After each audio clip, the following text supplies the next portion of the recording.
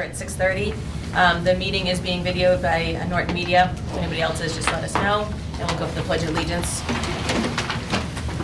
Pledge allegiance to the flag of the United States of America and to the republic for which it stands, one nation, under God, indivisible, with liberty and justice for all. All right, so welcome back, everybody. Happy New Year. Thank you. All right, minutes from our last meeting, December 13th. Open session, do we have to just separate them out? Okay, so any questions or discussion on open meeting? Motion to approve December 13th open session meeting minutes? So moved. Second? Second. All those in favor? Aye. Anything on executive session meeting? All right, motion to approve? Second? Second. All those in favor? Aye. All right, warrants? Oh, that's you. As I'm signing them. I've reviewed and approved the following warrants and wish them to be entered into public record. $865,509.55. Thank you. All right, student rep update. Oh, wait a minute. Oh, I Wrong used one. the wrong one. Hold on. Wrong one. That's the wrong one.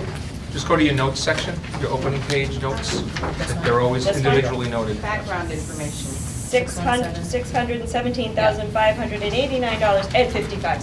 Still 55 cents. There we go. All right, now you. All right. Thanks. Hi. I just wanted to start by, I know he's not here tonight, but like thanking Cooper for totally picking up the slack while I was out with volleyball and my speech competition and other stuff. But I'm back, and I guess it's my turn now. So we all just got back from break, which is hard. The Yale School just selected their Students of the Month for December, and they are working hard to create a positive school environment.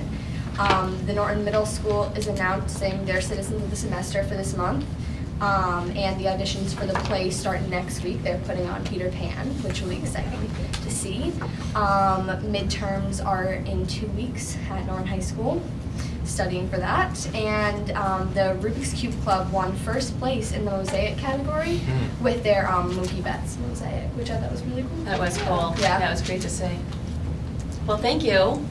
We feel your pain being back too. All All right. parents were happy break was over.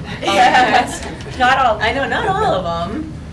All right, so next we're going to do recognition of Norton High School student Elise Morley for swimming titles. Are you here? Come on up.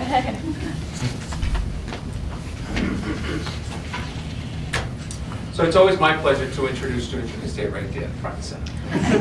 It's always my pleasure to recognize our students. And this is a unique opportunity to recognize a student who's participated as an athlete outside of school. So according to Mom, as we got this information, despite some of the coldest weather in Tucson, Arizona, and not conducive to swimming outdoors, at the U.S. Paralympics Swimming Nationals in Tucson, Arizona, in December, Elise won the U.S. Paralympics national title for the 400 individual medley, and she came in second to for the 100 freestyle and the 50 freestyle. Pretty amazing. And she's also about to leave here and I believe go to practice, if I'm correct, right? So we would like to formally recognize her for her work. This is a certificate from us. It says Excellence in Swimming at U.S. Paralympics National Award to Elise Morley. Congratulations. Thank you. We're going to take a quick picture, and then Mom and Dad, if you guys would like to come up as well.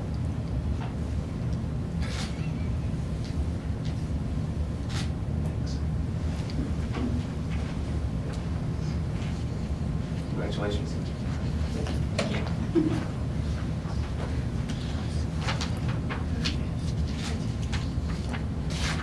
Thank you so much. Congratulations. Good luck in practice today.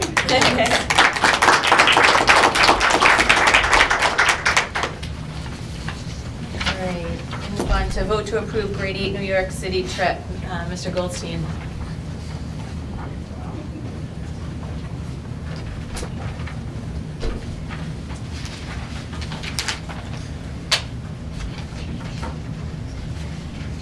Good evening, everyone. It's that time of year again. So I come before you for the last 3 years, and this is the 4th year where I've come to request your permission to enable us to once again go to New York City. And so every year we've done this trip, I feel like it's got better. I feel like, we made really some very impressive strides last year. The changes that we made, I felt like the day went a lot smoother, just from a logistical standpoint. And I feel like the kids enjoyed themselves a little bit more because things did run smoother. And I think a large part of that was, again, the logistical changes we made, particularly as they concern transportation. We had, the first 2 years, tried to go all the way down to Lower Manhattan by bus, which was not very effective for most of the circumstances beyond our control, being traffic. And then last year, we made the switch to drive to New Haven and then take the Metro North in. And so that just eliminated a lot of aggravation. It eliminated a lot of aggravation. It was a lot smoother. We got all the way in to Grand Central in an excellent time, and then we, just proceeded with our day. And so, obviously, it's a different itinerary, last year than it was the first 2 years because we're in Midtown, and once we're in the city, we don't want to take any more transportation. It's just walking toward at that point and going to different places. And so, so our intention is to do a very similar itinerary this year. Certainly, logistically speaking, the transportation piece will remain the same. It's just really a matter of, whether or not we can get tickets to the places we want to get in a time frame that works for us on that day. And so this year, the date, we had to move, we had to move the date up a little bit, just because our calendar currently has us, I think, as our last day, June 13th. And so we wanted to do it again on a Friday, and so, if I'm not mistaken, the Friday before that is, I think, June 8th. Or 7th rather, and so June 7th would work because I believe that's our graduation date from Norton High School, so we pushed it back a week before that to May 31st. I think that makes sense in my mind. So that's why our date this year will be May 31st, and so we haven't announced this to the students yet. We'll be announcing it next week to the students and letting them know. But May 31st is the date. We anticipate the cost being basically the exact same as we did last year. I don't think costs for anything that we're going to do this year will go up. If they do, it will be incremental, maybe 50 cents or $1 or that kind of thing. And so we're looking forward to it. And this, this just, is the first step in the process. We've already arranged for transportation. We've already contracted with a bus company, because I needed to do that in September. I absolutely had to, because if I waited until now, then I would have gotten shut out. So that had to happen. But that could always be changed. Should this committee decide to not approve it, then I could always just cancel that. But I needed to at least, contact someone ahead of time, just because otherwise, they tell me that there's no building. So, but otherwise, we're starting to think about getting things in process here and putting the pieces together, and that's there's a lot of moving pieces. So definitely getting the permission for this now is what I've been doing the last couple of years, and that's no different this year. So I know Mrs. Cullen, you were with us last year. I was just gonna say, it was a great trip. I had a lot of fun. I think at the end of the day, we walked like 8 miles or something. Yeah, is it like 6 or 7 now? Yeah. Yeah, it was a great day, though. Beautiful weather. It was great taking the buses and then the train. It was so easy.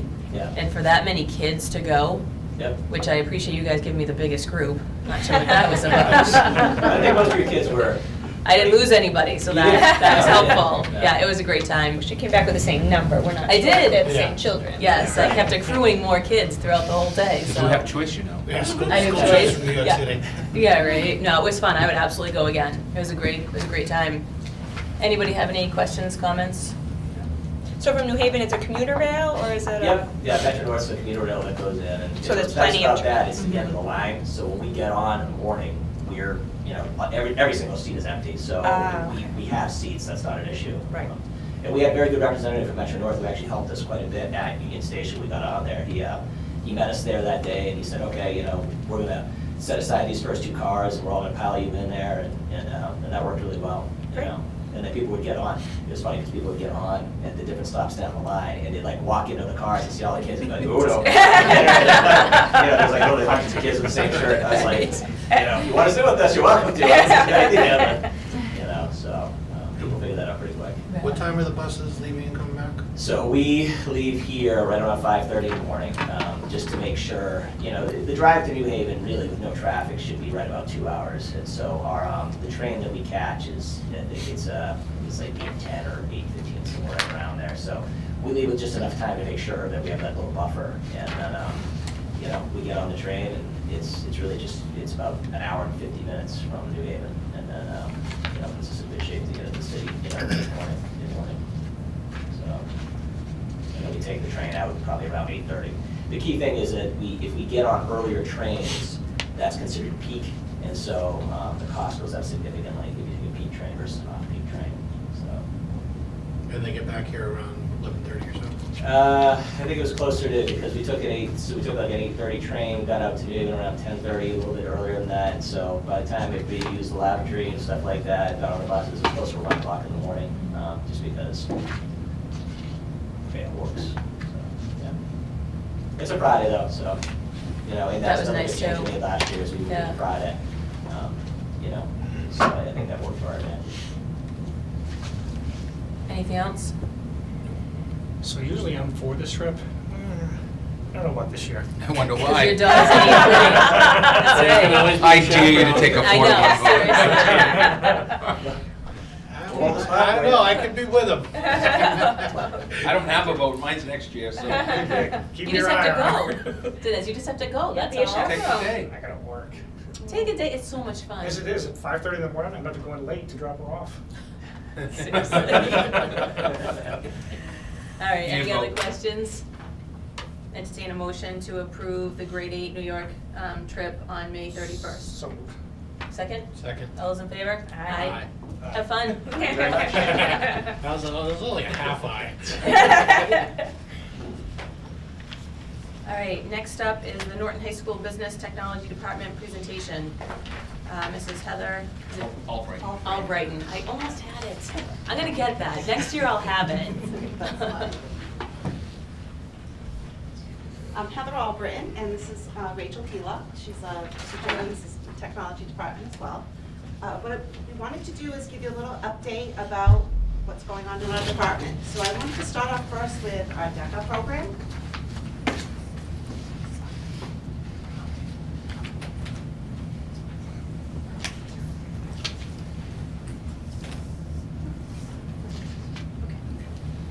So first of all, we're going to be having our district conference, which is coming up next Thursday and Friday. So this year we had about almost 100, we had 98 students sign up for the DECA program.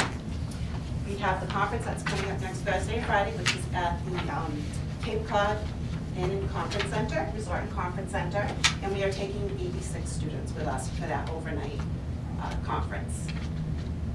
Now, once they attend that conference, they will have the first 7 qualifiers in each category can go to the next level, which is our state competition.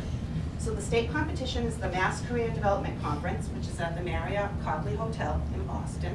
We've been going there for as many years as I can remember since we started it here. And that's a 2-night event. So the students would stay for the 2 nights. They have more workshops that they go to, career development workshops, they have their role plays, and they have their testing that they would be doing as well for those 2 days. At that point, if we have students that qualify for the national competition, which they're very excited this year because the national competition is in Orlando, Florida. And we're very fortunate as Mass DECA to get the Hilton, which is right next to Disney World. We're actually on Disney World property, so it's gonna make it easier for them to get around. It's close to the conference center, so they're pretty excited about that. They must attend the conference if they make it, though. They can't just go to Disney. That's right, they have to do all the conferences. They have usually 2 role play events that they have, and then they have the testing events as well. They have 100 question tests that they have. And they are required to go to different workshops as well during those conferences. And so just to clarify, when she says the top 7, she means top 7 from other schools included too. I mean, we compete with Dartmouth, Ponquid, Martha's Vineyard, Barnstable, a bunch of other schools in our district. So it's top 7 in each category from all those schools that go to states. And is DECA for certain grades, or it can be any? Any 9 to 12. 9 through 12, okay. There's also college DECA too, but Okay. Yeah, anybody 9 through 12 can Okay. join, can attend the conferences. So the other thing that we want to talk about tonight, which we're very excited about, it's been over a 2-year process to get what's called a Chapter 74 program for our business technology program. So what that does is allows us to become a vocational component inside of comprehensive high school. So as we are a comprehensive high school. So now we're taking this particular component where we'll have the business technology part that will be considered kind of that vocational component. What that does is allows us to get much more funding, to get more involved in Perkins funding. We're not quite sure because we just got approved in November, so we're not quite sure what the actual funding will be just yet. I've been trying to have that contact, and they said they're going to let us know, but that involves that funding. We've been visiting a few other schools that have that. We went to Plymouth to go to their comprehensive high school to see what their program looked like. I'm going to Attleboro tomorrow to take a look and see what their program looks like, to give us an idea of how they operate within those comprehensive high schools. So it is what they call College and Career Technical Education Program. Rachel's going to talk about the different pathways that we're going to have in this new program. So once a student decides to get into this Chapter 74 program, they would decide on one of these pathways right here, either the marketing technology, small business ownership, or business and engineering technology. So what they do is they start out taking what's called an exploratory course to see which one they would want to get into. So much like the vocational schools send the kids to a shop rotation, we're just going to have an exploratory course that's going to touch on all these different things like marketing, green marketing, social responsibility, things like that, all the STEM components. And so the kids can decide which pathway they want to go into. Once they pick a pathway, then they will take 3 courses in that pathway, in order to become certified in that pathway. So there's a good variety in there, but these things are helpful. So even if a kid doesn't know exactly what they're interested in yet or what they want to do, say they are planning on maybe owning a small business someday, the small business ownership pathway would be good. Even if they don't know if they're interested in that, say they're going to become an architect someday, if they're going to own their own business, they're going to need to know about small business ownership and what goes into that, also some of the business model aspects. So it has a lot of things in there that are very helpful. And also, there are certifications that go along with this program. We'll be offering them a Microsoft Office certification through Certiport, and also an OSHA 10-hour safety certification. And there's two, there's the 10-hour and the 30-hour. The 30-hour is mostly for construction and industries, but the 10-hour is for this one. And then also a financial literacy certification. We are exploring right now NEFI, which would offer that, or also EverFi are 2 ways that 2 paths that we're looking to get the financial certification to, the financial literacy certification. I just gave you a handout which gives a snapshot of the different pathways that we have and the courses that the students will be able to take. You'll notice the marketing technology, every component, every pathway has to take that exploratory, and then they would have a choice of 3 courses from each of those pathways. So if they wanted to do the marketing technology, they would have to pick 3 others from that. Small business, same thing, and then business and engineering technology has a lot of construction tech, you have the wood shop, design and problem solving, so it gives them that engineering component as well, which all 3 of these pathways are approved by the state, so they have those opportunities to take those.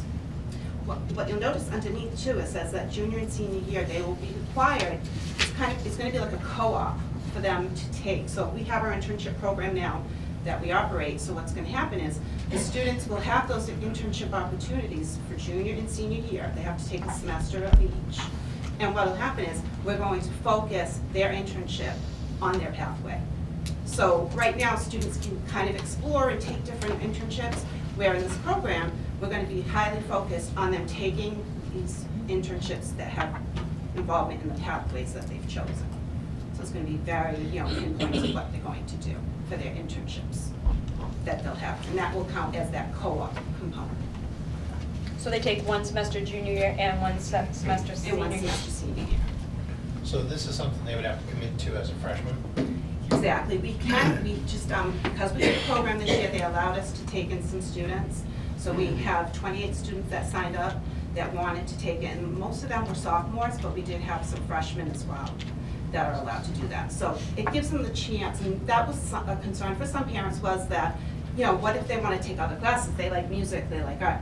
This still provides them the opportunity to take the other They only have courses. to take 3, so there's still plenty of room for them To take courses. courses. That was my next question. Yeah. And so with the junior and senior semester, are they working in a full-time, like Monday through Friday, they're at that job? What'll happen is with that, because of the schedule that we have a rotating schedule. So I do it with my students now that are in internship. They're usually out about 4 hours per week Oh, okay. that they go during that particular class block that they have internship. Okay. So the students, and I give, the mentors have the sheet so they know for the month, because it rotates all the time. Right. So they get that sheet for the month, so they know, oh, they're gonna come on this day at this time. Okay. And then a lot of the students we have are doing things in the evening, so they're getting their 4-hour requirement. Some of them will just do it on a Wednesday night or a Saturday. So if that's an option for them, if their mentors are okay with that and there is the opportunity. So the requirement is to get those 4 hours per week. I just want to piggyback on that too, that, the title of this is, it's kind of unique because it used to be the old vocational programming. Now it's college, career, and technical. So you're talking about students who can continue on to college, Right. can go into the career force, or can go to a technical school. So you may down the road be looking at your graduation requirements that you currently have that are very specific. And you may be looking at a career track where a student's options in the junior and senior year become a little bit more. In other words, maybe they're doing more of these types of classes and they're taking traditional English and math. So that gives their schedule more time to actually potentially work and maybe even get paid for it as a co-op. The other option is a school within a school schedule, where you're looking at a career pathway being a certain schedule within the school with certain teachers lined up in that program around English and math that they still have to take. So it all depends on the flexibility that we want. It depends on staffing, not only certification. I mean, they haven't told you what they've had to go through over the last 2 years to get their certification, to prove that to get a vocational certification, you must show career experience in the field, right? You have to show that you actually worked in the field, that you were connected to business and technology in some way. If you can't get the certificate. So therefore, you can't teach the classes. And they spent 2 years. I think we emailed each other a bunch of times and back and forth, and I made some phone calls for them as well. But it's been their work from A to Z to get it all done and get to what is, I think, an area where this is our first, and it's probably our most connected, but there are other topics around legal, education, computer information systems, and a bunch of others that we're going to be talking about as we go forward. This is a starting point for us in an area that also needs to grow, because business is changing so much. But it's that title you have to remember: college, career, technical. It's really looking at those pathways that kids can take when they're graduating from high school. Yeah, because the skill sets that they learn in any of these classes can transfer into any career that a student wants to go to. The skills are very transferable. Well, at least four of the schools of Eisenberg at UMass are represented here heavily. Correct. Yep. And a lot of our students go there, a lot of our students go to Bryant, probably business schools as well. We're already But qualified for the last one. the last It's a one. senior. And we really believe too that having these pathways and having this Chapter 74 certification is really gonna open up some stronger internships for these kids too, that once people see we have this certification, that they have some of these certifications like the OSHA and the Certiport and stuff like that, the Microsoft Office, that it's really gonna open up some stronger opportunities for them to, get some internships that are, strong and then strong in what they wanna do, so. Just take a look at a student who potentially could work Saturdays at a bank. Financial literacy certificate proves to the bank that they have basic, solid skills where they can be counted on for that. It just moves our student up the tier of being a better applicant for that type of a position going forward. And also the Microsoft, because that's what's Huge. used out in Right. business. Businesses don't really use Google, they Right. use all of Microsoft. So having the Microsoft certificate is something that people do get asked for, and our kids are in competition with all kinds of students. Right. So it gives our kids the potential for them to say, here's my resume and I'm certified in Microsoft. That's a good jump for our students. So As well as the OSHA. what happens if, like right now I have a freshman and he's not taking part of this, but if he decides next year that he wanted to, can he still? He's already got one of those courses. I was gonna say, he's already taking, I know he's already taking one, so I'm like, he's already almost there. Yep. Yeah, he could definitely sign up. We're gonna have that recruitment process of students that are interested and wanna do that, and then we speak with the parents. That's what I did with the 30 students that we got this year, is that I emailed each of the parents explained the program to them, met with quite a few of them, they came to school and met with them.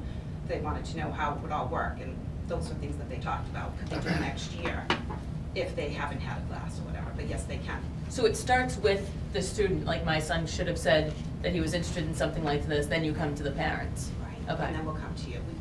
We kind of talked to some of the students, got a feel for the students we thought might be interested. Okay. And we asked them, and we had a meeting, and we gathered up the students together and had a meeting to talk about it. We had about 60, I guess. But then, kind of weed it out, and not weed it out, but Right. talk to them and see if they're really interested or not. Okay. And we explained this was the first year, Right. and because they told us in November, it made it difficult. So Right. what helps is what they take next semester. They may have a business course next semester, that will account for that, for them. Right. But also, just like in a regular vocational setting, that's where that exploratory course comes in too, because you have to have some kind of admissions process to be able to, if you've got 60 kids that apply and you can only take 40, then, that's where those exploratory grades start to come in and, other factors, attendance and stuff like that, so that you know. So, for example, as a part of the process, they had to show that labor statistics show that this is an area that is conducive to graduates. 2, we had to get Southeastern Regional to basically sign off that they think that this is a good idea for us. It's a very competitive idea, because remember, they're fighting, arguing for the same types of students. And in their cases, they've given up some of these programs because they've become much more specific, because they have the week on, week off type of schedule that we don't have. Then their licenses. Their license is marketing. Right. So it's all about that, it's a competition model at the end of the day. And it also opens up for us this avenue for students who, for whatever reason, didn't go to the Voc and need another option.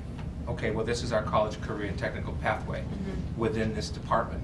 Down the road, potentially, we'll have other departments on board with this. It's an entire process that you have to go through to be able to do that. But you must show that the marketplace, the labor force is needed in this area. If the labor force is metal fabrication, let's say, was one of the ones that was eliminated years ago and is starting to creep back up again. Okay, the labor statistics show that you want technicians in a certain area. I think I said it to this group before, an area such as the turbine area, which is a very specific area where we still haven't had an assignment under vocational education, under technical education, I should say, on who's going to control it. Is it plumbers? Is it electricians? Is it HVAC technicians? What union does it belong to? All of that stuff. They're still going through all that. And I left just as legal, which is kind of a criminal justice area, was coming on board. So this is our first real pathway at Norton High School. Yeah, that's great. When will this be introduced to the 8th graders so they know it even exists for them going into 9th grade? Right, when we have when they start to sign up for courses, we're going to have a meeting and meet with the students ahead of time. And let them know about our program. So do we have enough staff currently that, because obviously we're in a bind with hiring anybody to do anything? So these are current classes, already staffed? And we earned our certification. We had to take a written exam, and we had to do a performance exam. So Rachel and I both passed those tests.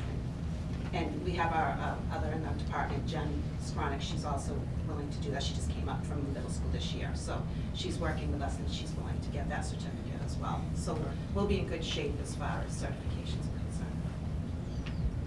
Okay, so you touched on something I want to ask about, and you guys just touched on. So if the Voc is not doing this now, the SE, then there's not really potential to bring back or retain students that would have left. These are students who likely would have stayed here. Well, yes and no. That's not a bad thing. I'm No, just it's not. asking. Yes and no, and I'll tell you why. The number one thing that happens with some of our families who talk to me about going to Southeastern, which is a traditional school that offers a ton of programs that we could never offer, the traditional vocational programs, for example. But they have huge programs over there in the theater arts, for example, around the area of theater and studio and TV production and all of that, of which we're dabbling with here. We would never be able to necessarily have just an entire program in that area, because we're what you would call a somewhat non-traditional CTE program, because of the amount of hours that you're supposed to get under voc ed, with an actual certificate of X number of hours in the field so that you can become an apprentice plumber or technician and all that. I think what it gives us is the opportunity for students who are college bound or technical bound to say, you know what, let me dabble on this before I am spending money down. I mean, how many kids go to college and change their major? So, you know, let me take a couple of marketing classes and see if marketing's really for me. On the other side of it, we do currently have students who come back from the VOC or don't get into the VOC, as an example. And we're looking at them and saying, what are some of our more hands-on technical courses that our students could take as part of this? So I think it makes us more competitive than actually saying students are going to stay or go. Right. But that question was really based more towards, would we see a number shift, even a small one at this point? But it's okay that we're not. I think when you see pathways within the different college career technical, I think you'll see It's going to that. eventually maybe lead to other stuff. So my next question, my follow-on to that, I guess, and this kind of ties into some stuff that you guys were just mentioning with the teachers. So traditionally, VOC educations are much more expensive than your standard comprehensive high school. Just kind of glancing at what we're going to offer, I'm not sure that this is going to be the case with this, but I guess one of my first questions about that is, do we have some sense of the approximate cost per student for this program? Not the funding, I get that the funding is kind of in play right now, but generally what it's going to cost to run the program. Over time, a program like this, because of certifications, software upgrades, and all of that, you'll have one-time costs in most cases, not constant costs. Some of the certificate programs, for example, do cost yearly for the kid to take the assessment, for example. Okay, X the one-time cost, because I'm kind of assuming, I shouldn't assume it probably, but I'm assuming that there's going to be some funding available to us for the one-time cost, the startup cost. I think probably that's going to be covered. So the recurring costs, the yearly recurring costs per student, do we have a sense? Is it going to be? No, we won't be. It's not going to. What do we send the vote? Like 18? Yeah, it's over 18. 19,000. Yeah. So, you got to remember that a lot of that programming is around a couple different things. Right. They have You programs know. that are very costly. And this is not that. This No, doesn't. no, this is a software type of cost. This could be staffing down the road where we have, you know, you're not going to hire a vocational teacher for $40,000. But a staffing cost is simply a staffing cost. Correct. It's not an extra cost. Yeah, so when you get into areas like, I'm thinking of like TV, wood shop, you know, if we could have another wood shop right now at Norton High School, we'd fill it. I mean, the teacher that's in there now and what he does, we are pushing so many kids out from taking his courses. So imagine if, and we don't have the space, but imagine if we did have the space, or we came up with the space, or whatever we want to say, that would increase our recurring costs, which would have a net effect on school, per pupil, just simply because you're using more wood, you're using more, you know, whatever materials you're using, which is where the cost in vocational comes up. It's that, and remember, they're their own town, they're paying for their own healthcare. Yeah. And those overhead costs. Yep. So right now, with this program, we don't anticipate it to cost more than the education of a normal student, basically. No, I think it's pretty routed, only because the way they've set it up is they're easing it in through. I mean, 30 students is a great start, considering that we're talking November. It will be interesting to see how popular it becomes in the spring for the fall. If that all of a sudden goes to 60, 70, now we have to start taking a look and saying, you know, you might have to choose which students are going in because of staffing. Yeah. Because you know, remember, you've got folks here that are in the CTE programming, and then you also have them running traditional electives, if you will, for other students. Right. And we do want to be careful, because if we start to get to a point where we have an outlying cost, if the actual cost to educate them is, say, $10,000, you know, we have to watch for what students we're putting that to, because if all of a sudden it's, if we said 40 people, if it's 30. 30, if it's 30 kids and 25 of them are school choice kids, we're losing money there. We're losing a significant amount of money. So I think we got to just keep an eye on that cost and make sure that it makes sense to keep this program open on a completely open basis, or do we want to restrict who can go into it?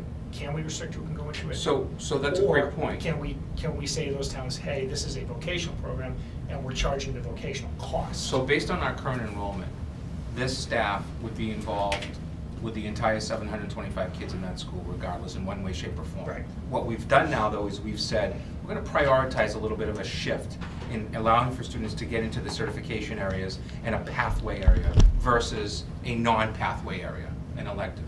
without adding a single body to the program. So it's kind of like saying, I've just added AP Business Tech Pathway Right. to the AP instead of AP English. Right. It's the It's same just course idea, selection. it's just a course selection. Or if I have 25 kids in a class, those 25 kids would be there anyway. Right, Just exactly, now yeah, 10 and might that's- be in the pathway and. And that's why I was asking about, it's not really any extra cost to Right. do this Yeah. than it would be for a normal And the child. great thing But- is, we're not buying ovens or car Right. lifts or. And that's what we gotta be, but I'm saying, that's what we gotta be careful, is if we do start to expand programs, we gotta keep our eyes on what the cost is. Because at some point, I don't know if we can, but at some point, we may have to say to some of the school choice towns, this isn't a normal school choice. Right. And I don't know how that works. Yes, so it works the same way, although there are some questions about that. It's all about, in most cases, these types of what I would call academic enhanced type programs. Pre-engineering, Project Lead the Way, startup cost $50,000 to $70,000. That doesn't include staffing, just because of the material you need. If we went to a full CAD lab, just the software alone would cost us thousands of dollars, and the upgrades in technology that we would have.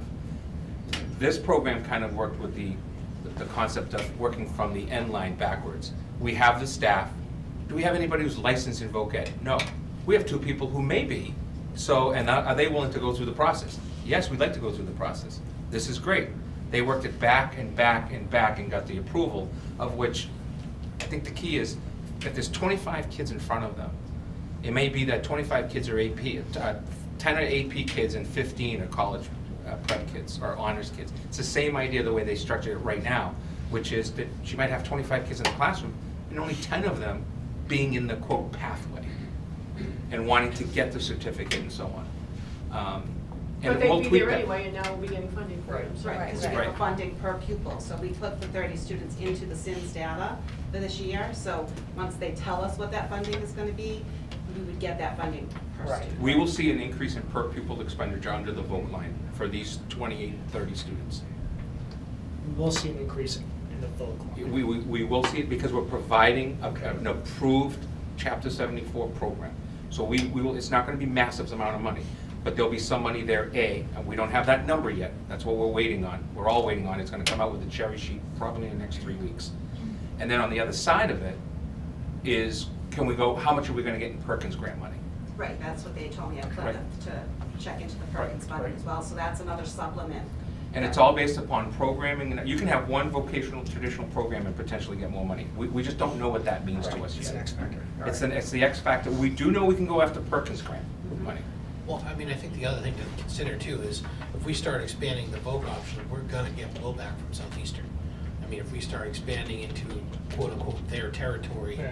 I would expect them to put up some sort of argument or fight. Not that, because it's the competition model, I mean, if we go out and buy, if we had the money, which we don't, if we buy like an acre of land and start We don't need to building- worry too much. Start building a Yeah. carport and an HVAC, I think Southeastern probably gonna. Well, but they You're don't- looking at more, you're looking at what I would The call the traditional 21st technical. century technical trades area. For, like, again, it took years for their legal area to become a vocational trade. Years. I mean, I was in a vocational school as a administrator when that started out.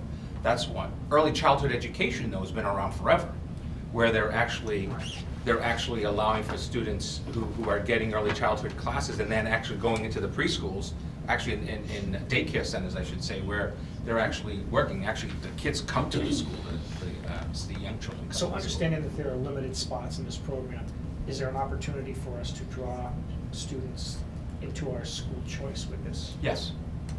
So we do have, what do you call, open spots that we can? Yeah, we open our spots under choice under just open spots seats. How the student then goes into that program is really a process of they want to and So our high school numbers look right now versus the slots that we have for school choice? I don't have them in front of us, but I can get you that. Roughly? You don't. I think we open 10 and 10 in 9th and 10th grade, and we don't open in 11th and 12th, so we probably have in the vicinity of maybe 12, 15 students total at the high school.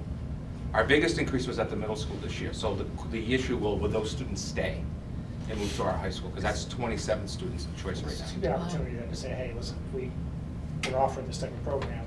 It's all about If your competition. school doesn't, this might be something to look at. Come here and. If you keep your high school, your middle school curriculum, just doing what you've been doing, you're not gonna compete. I agree. And so this for us as a pathway is taking a skill set of teachers that we already have and saying to them, how do we grow? How do we expand? How do we do more? How do we reach the 21st century? My hometown where I reside, they have 4 or 5 pathways. They have students, they've had them for a few years now. And I don't really think of it as keeping students from anywhere else. I keep it as, this is what we offer. We offer a good program as well that's different. It's not the same. It's not the same, it's different, but yet it's gone through the approval process. We have highly qualified teachers doing it. We have the right resources for it.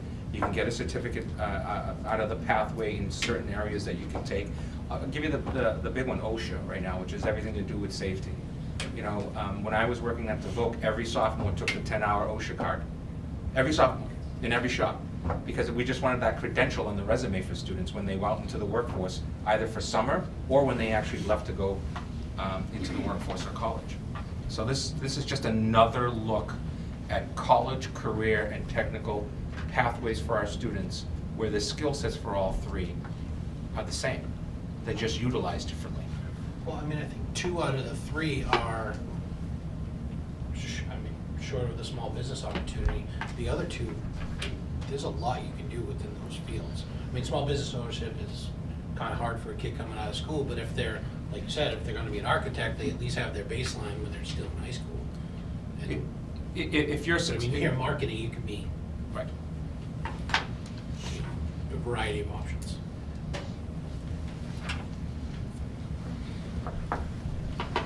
So these are currently the electives we have right now. And then adding in there, like I also said, the exploratory course in which kids would, choose the pathway. Also, another couple things in the works. The business law is one of our most popular classes that tons of kids sign up for. So we're thinking of getting a business law 2 in the works for that because there's just so much more we can talk about with contracts and employment law and stuff like that. So thinking about that, and then also the next step in CAD as a computer-aided drafting would be like a SolidWorks component where they actually make things. So that would be the next thing coming out. These are all courses that we've already been teaching for Yep. many years in the department. Now, we have the work-based component, and this is what our students in internship do as well. We have what they call the work-based learning plan. But when we do this program, they're gonna have that opportunity with internship, and they could do it as senior project. 'Cause some students like to have a big project that they would do. That project could be the focus of their pathway, so they could pick something, a topic in their pathway, and use the senior project as that one semester. So they could do a semester of internship and a semester of senior project, or they could just say, I'm gonna do internship. So we open up the senior project component just in case there's something that maybe they did their internship and now that employer has asked them to work on a big project. That could be something that they could do on their own as a senior project component. And correct me if I'm wrong, Heather, but we've also have, or are going to have, I think we also have students who actually are potentially maybe doing their internship in the evening because of where they want to do it. Kind of the flip schedule that we have isn't conducive to that. So they may be able to do their 4 hours on Thursday night and Wednesday night from 6 to 8 instead of, which gives them flexibility in their schedule as well. And so you'll notice here that we have professional industry marketing, so they're gonna promote themselves out there, they're gonna help the companies market their particular program, they're gonna have their mentor that works with them to assist them and lead them through the process depending on what they have to do at their internship. We have the work-based learning plan, which is a plan that's a Massachusetts-based plan. I'll give you a copy of it after I have it over there. But it just shows how the students are assessed. So they assess them on punctuality, professionalism, work ethics. They have all different components that they are assessed on twice throughout their semester of internship. So we use that Massachusetts. And I'm actually one of the mentors Yes, this year, yes. and I have a student, and I was actually really pleased to see how specific of the questions I had to ask. And actually one day, because of what was happening in school, she apologized for wearing her jeans. Because Wow, that's she's great, really though. working on Thank her you. presentation to be in the superintendent's office and all Great, that. And that's I'm like, great. I get it, you're a student, it was just fascinating though that that's what she thought of. Right, which is great to hear. So that gives them that. And then students in my internship classes, they have to have an electronic portfolio. So they have, it's like a website that they've created for themselves that has their cover letters, their resumes, it has all the interviewing, the different components. They have their assessments that will be in there, they have the goals that they have, their reflections. So they have that student portfolio, that's their component that they have to turn in at the end of the semester. But we work on that during our class time. I have them during the week, I have them at least one time in the class where we work on those electronic portfolios. Then we have the senior project component where the student can pick, but it has to be approved by the principal, so they could decide. But when we do it with our new program, as far as this is concerned, they would have to pick their senior project to be in a pathway. So whatever that project's gonna be, it's gonna be within that pathway. It can't just be about anything that they do their senior project. It would have to be in that pathway. And it would be, and many times they have community-based things that they do. And then at the end, they have a capstone project where they have to present their project to me. So they do it in a presentation format. If they've done a research paper, they still have to present that information to me. If they've done a project, I can go check out their projects. If they've done some, have done gardens and different things that they've done for the community. But at the end, they have that capstone presentation. So they will all have that. So we're still gonna have our students that'll be taking internship, but we'll also have the more specific ones that are in our program. We take internship based on their pathway. So we're not taking away the opportunity for our other students, it's just the direction they go will be different.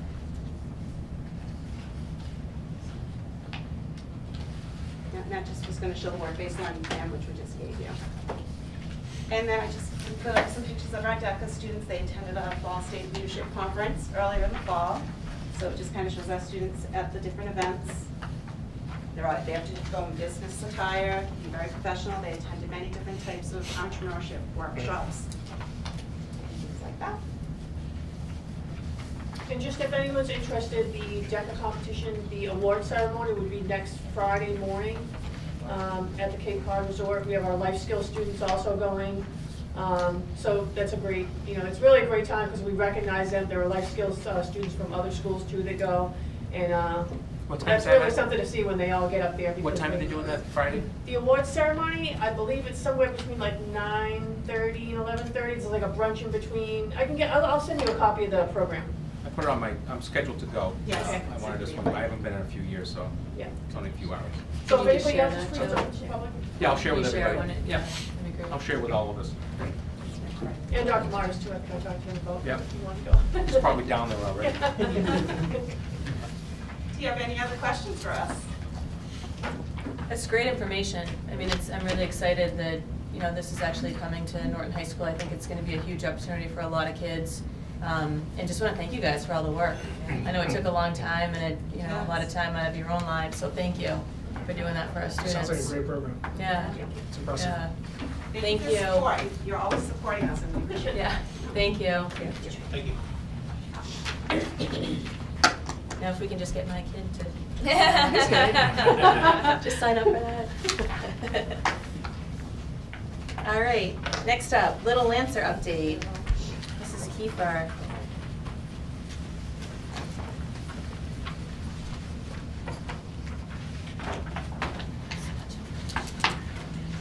As Mrs. Kiefer's just setting up, just real quickly, this format is exactly what you'll be seeing as the years go by and we have more and more potential for pathways coming forward. So kudos to them for what they've gone through a lot to get this done, but they recognize that this is the way that we needed to go. So just appreciate them for doing it. I should have asked them this, and it slipped my mind.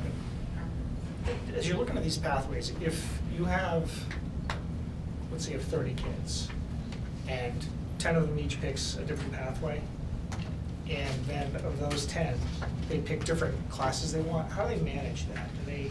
It's a course selection process, and again, it's a combination of, you might have some kids that are in the pathway, and then the remainder of the classrooms that the kids that are not in the pathway.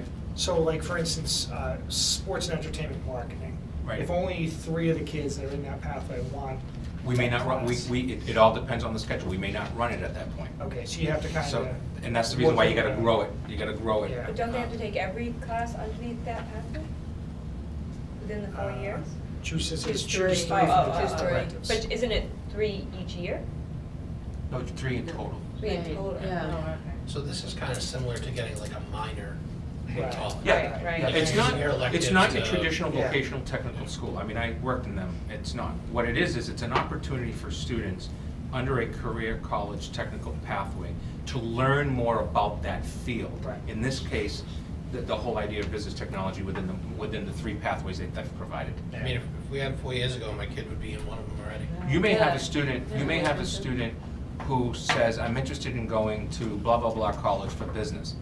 Business law as one of the courses under a pathway would be something that they might want to take. And as a member of the committee just noted, probably not a course for everybody. No, not in common. We just, hopefully the student passes it, they learn something, yes, they will, but they've just decided, I'm not thinking about that school in that field anymore. It's another opportunity for our kids. One of the 2 classes that taught me how to go to law school. Business law and common law. That was it. Love them both. You're right. Thank you. So thank you for allowing me to come share some of the great stuff that's been going on in the preschool this year. I know that you all shared the PowerPoint to kind of preview, but I can kind of add on some details to what we've been doing.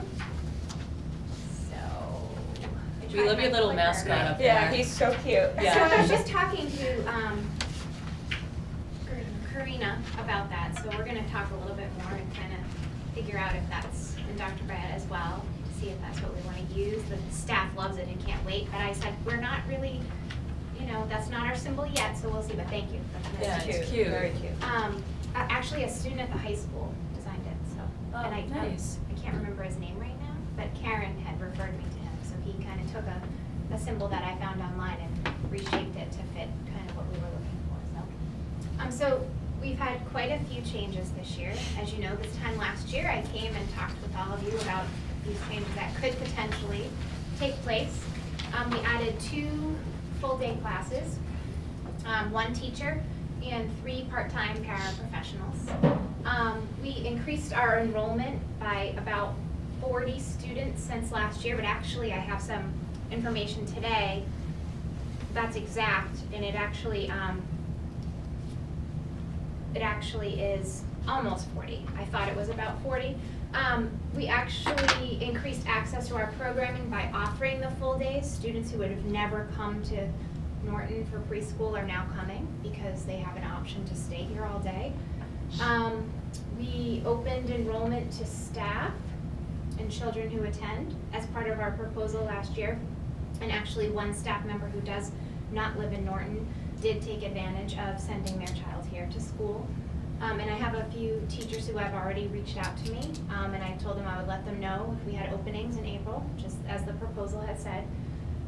We offered an additional session of orientation for families at night. Families had overwhelmingly said that the daytime just wasn't convenient for them to attend. If they really wanted to get to know the school, we worked at offering an additional session as well. And we also offered community playgroups this fall. They were very popular among families where students, we kind of did like an outreach where they were able to come in, see the program, play with the staff, and ask a lot of questions of the teachers who were there.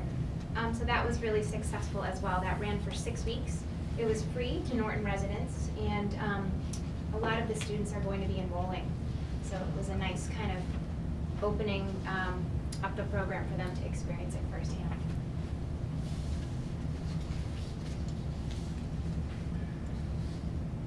So we kind of surveyed families again this year to find out what they would be looking for in a preschool going forward, just to kind of help us guide our decisions and what we thought we would offer next year. So a lot of the families did really still want that full day programming, especially for 4-year-olds. We have only offered it to students who are going to be going to kindergarten next year. 3-year-olds have a half-day option. A lot of families were also interested in exploring an extended day, so tacking on to the end of the day or possibly the beginning of the day, and collaborating with a program like Champions to try to see if we could just add a little bit more time onto the day, because our program does end at 2:30.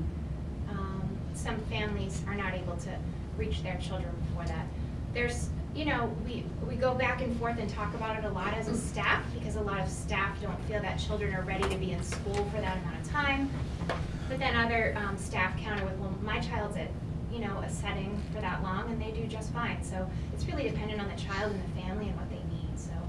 Chris, can I ask you a question? Oh, sure. The extended day half session with before or after school care, what's the difference between before or after school care and an actual full day? Like, is it just the amount of time? So we haven't had a dialogue yet with a program like Champions, because we kind of just had so many things going on last year that we decided to not pursue it. But I think that it would probably add 3 or 4 hours onto a child's day. So it's like almost another half a day session. So I guess that's what I'm asking, is conceptually, so a full day is 6 hours, a half day currently is 2.5, and 2.5 plus a 3 hour session is 5.5. Mhm. Isn't that really just a full day? Like, what are we? I think it's the time. As Champions, you'd have to almost bridge the gap between the end of school and when Champions begins at 3:30, or when Champions begins at 7:30. So think of it in a couple different ways. Think about a structured preschool program where we're providing by statute for students in need, using peers to back that up and offering those types of programming, one. Think of Champions as not a preschool, but more of an extended day like we do now. So now you're talking more about daycare than you are preschool. So, and then the difference there is going to be cost. So it's a content. It's a Education content, versus it's an fun. educational content and a cost, because the cost in preschool is significantly higher than it is in daycare. Okay, that answers it. And so Okay. the cost of the parents would be potentially more significant for them to say, well, why don't I just do the full day with Norton Public Schools, than if they potentially have a secondary option. The question becomes where, how, the regulations are very tight about it. So Okay. we haven't had those discussions. All right, gotcha. But they're all things we're investigating, kind of as people have reported that that's something they're very interested in. We owe it to them to kind of find out what, you know, what the options really are. So that's something we're looking at. We don't know yet where we're at, but I promise I'll come back and share with you when we have some more conclusions. Sorry, my clicker isn't. So then we asked if families would be attending preschool next year out of those who are surveyed. And about almost 30% of them will be going on to kindergarten, but 44% of the people who replied on the survey will be using preschool.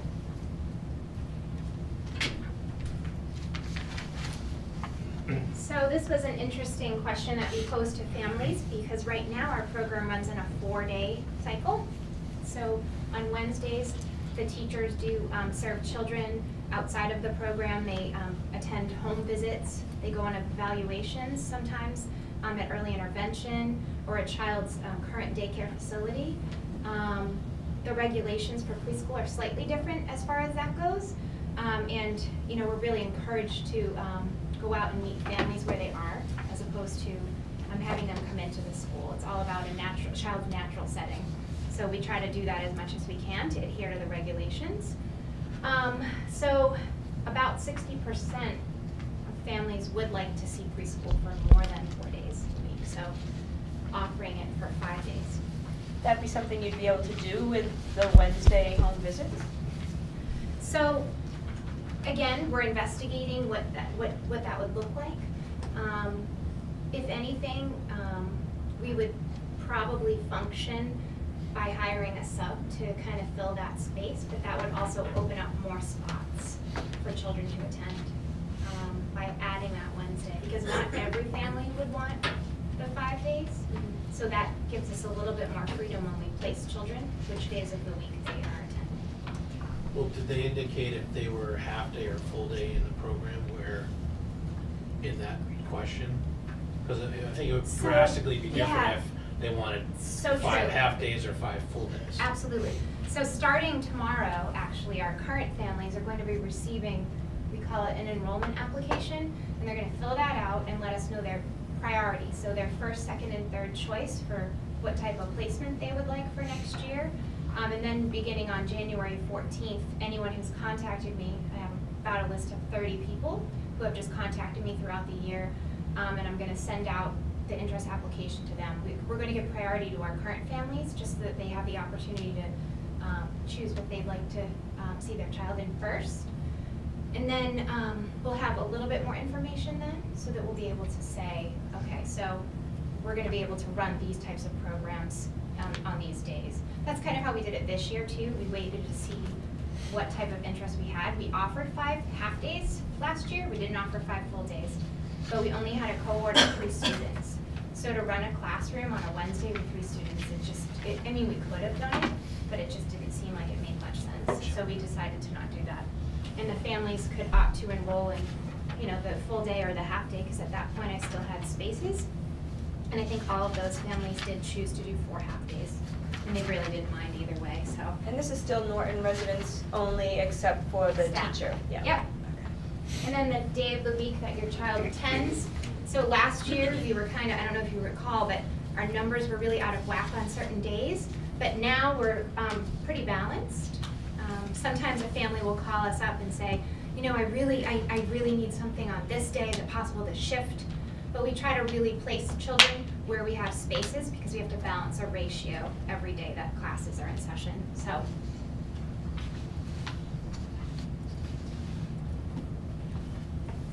So the staff has kind of brainstormed, we're in these brainstorming processes to try to figure out what we would like to kind of change for next year. And there's a lot of ideas that they've come up with. Again, we're investigating how this would help children and how we would be able to run it at our school. But they had some interesting ideas, for sure. And they aren't prioritized, they're just different suggestions that this staff really is kind of attached to and think that it would really help us a lot too. So again, we're just kind of in that investigative stage, and we're going to see what people really are interested in and base our decisions on those 2 elements. That's what it used to be, 3-year-olds in the morning, Yeah. 4-year-olds in the afternoon. Right. That's what my kids were. me too. And these are some things that we're really looking at in terms of administration. Rita and I have had a lot of discussions, and I've talked with Jean a little bit too, about different things that we would like to see happen. We would love to see Wednesday be shifted to a direct service day where we're able to accept students on that day. If we did do that, however, we would have to add a workday prep time for the full day teachers. There are currently 2 of them, so that those teachers would have adequate prep time that's guaranteed to them in their contract. So as a result, Mrs. Bolton and I kind of talked about what specials would be best to serve those children and which teachers would be certified to serve those children. And we kind of came up with gym and music and possibly library. And then, Mrs. Bolton has kind of projected in her budget what will be needed to support that as well. We would also maybe look at lengthening the 4-year-old time from 2.5 to 3 hours, just as like a little increase. Changing the teacher workday from 8 to 3 to 8:20 to 3:20. Right now their time is so different that staff meeting sometimes is a conflict. So typically the JCS staff meets all together before school, but they often, especially if they're on Wednesdays, the staff wouldn't be able to attend. So we want to make it a little bit more equitable in that way. And then also investigate champions in a partnership with an aftercare kind of situation. And then something else that I've talked a little bit with Matt about, again, we're just kind of investigating. Did you all get the copy of the neighborhood tuition rates for different schools? So it's just kind of interesting to see what other towns charge for different programming. And I can't speak to how comparable these towns are as far as their income levels to Norton. You probably know better than I do. But even if we were to increase tuition just a little bit, 5% or even 10%, it really doesn't seem like too much of an impact. But I think if we're talking about adding some, adding things like gym and music, it's something to think about too. Again, we're not ready to make any decisions yet, but I promise I'll come back and ask you when the time is right. So one other thing I wanted to share with you, I was a little bit behind, but I caught up today. Every month I send the monthly enrollment to Dr. Vieta, and he asked me to share with you current enrollment. So this is our current enrollment as of Christmas break. So I just thought it was interesting because right now we're at 103 students. And at this point last year, we had 71. So we've grown by quite a few, 32. So it's like 30%. Sorry. That's okay. Thank you. That was some years ago.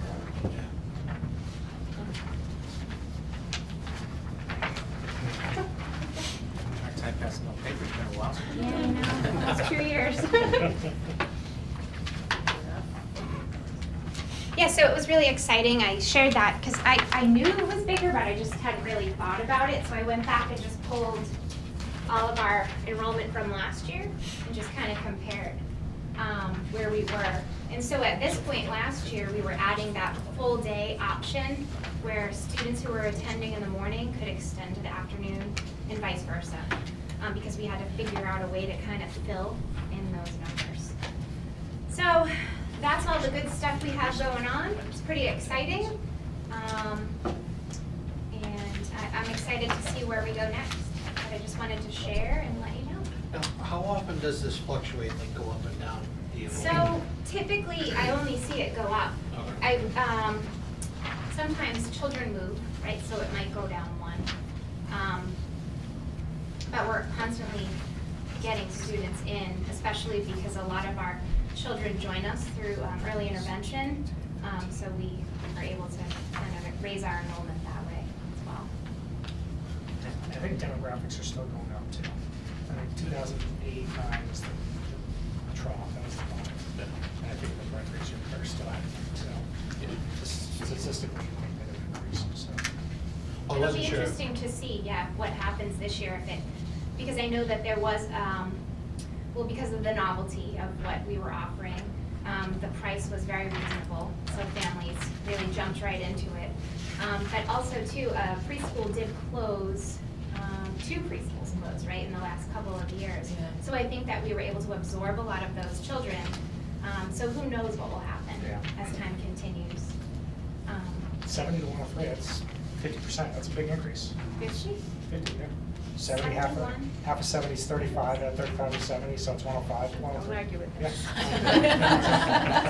Pretty good. But you don't realize that it's 50%, but Yeah, it's no, a I didn't 50% until you increase. just said that. Math was never my strength. Me neither. I'm still trying to figure out half of 70. So that's awesome. Yeah, we grew by half, so thank you for allowing us to do that. That's awesome. Thank you for the update. Thank you. Yeah, That's of great, yeah. course. We'll come back with a Thank you. recommendation probably sooner than later, because Okay. enrollment will start, and we want to make sure that parents are told.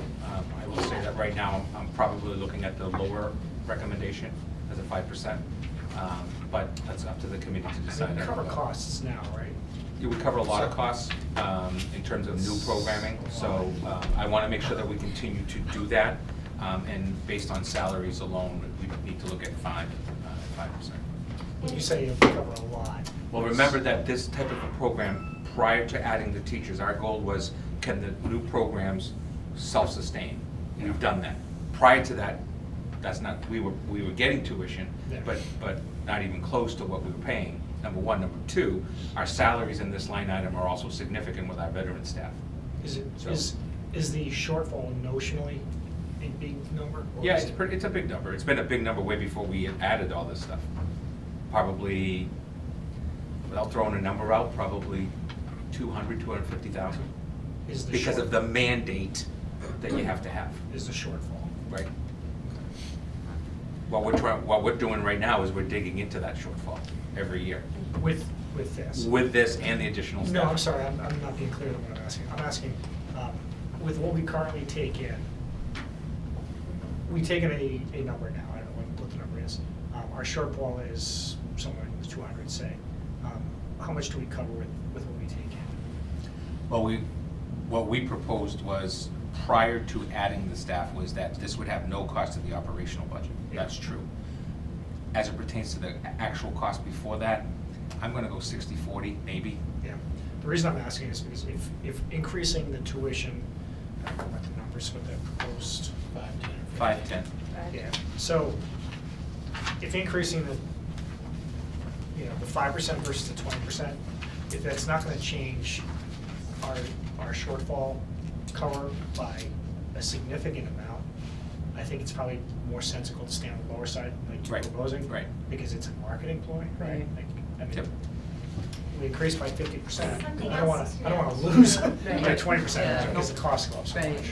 So- Because we did, one of And the this things is that. the last time you'll ever hear me say, don't raise the cost. So, we've done a really, really good job when this program was founded and it started out and so on and so forth, but it stayed in a very traditional model for 20 years.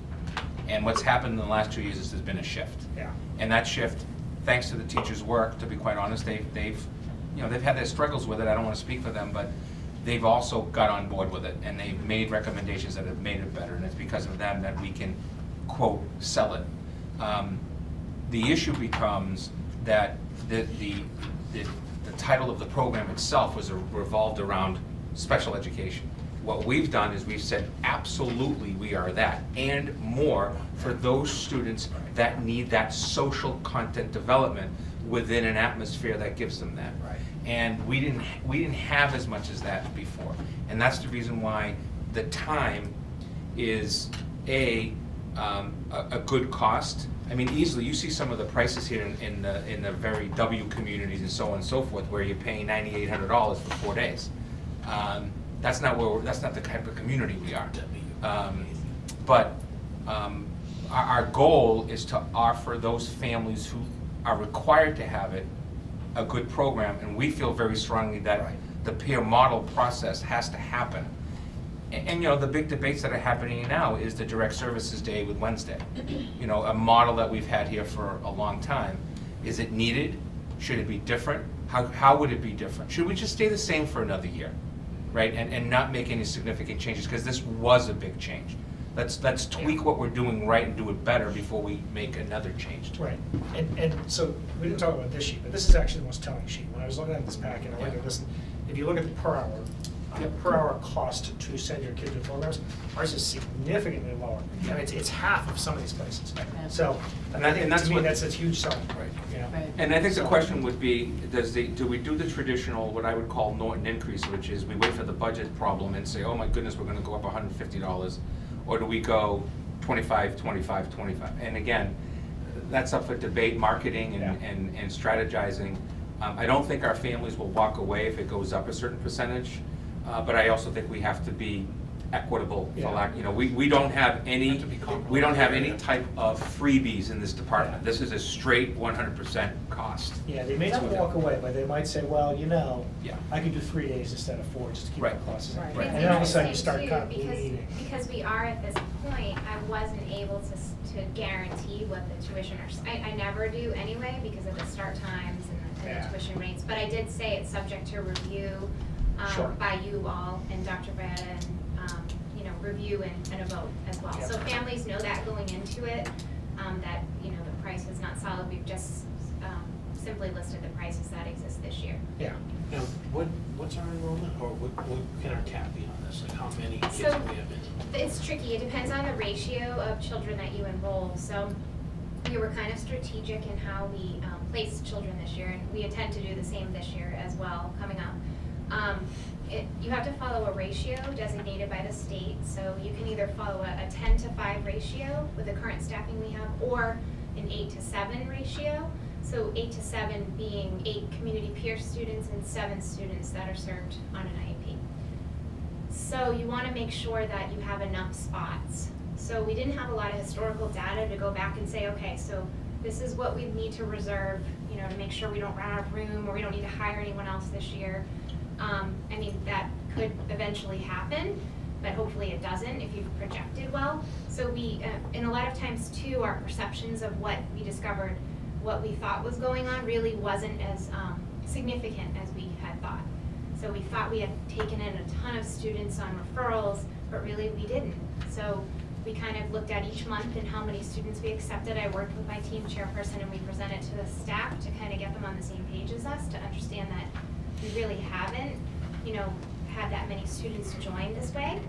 It's been pretty much the same since a few years back too, so. I also think to that question that the service delivery model that we're required to have, the 8 to 7, 10 to 5, we've got to take a look at what are we delivering for the student who has a specific service, one-to-one, or, you know, any student that's in some type of situations that may require that. And again, we're at a point right now where we may not have that, but I've worked in school systems where on day one, those types of service deliveries are taking place, or students in wheelchairs and all of those types of physical situations Yeah, where where children 15 can't walk bodies where safely. you have Yeah. multiple of those students becomes difficult. So I think we have to be careful about that. And some So- of that is an unknown with the students that come in through the year, because we don't always have all that information from early intervention, or students that are gonna move in, we don't always have that ahead of time.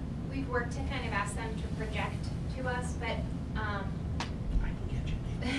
but honestly, they can't even project accurately. They can kind of say, well, we think this is what's going to happen, because parents do have a choice.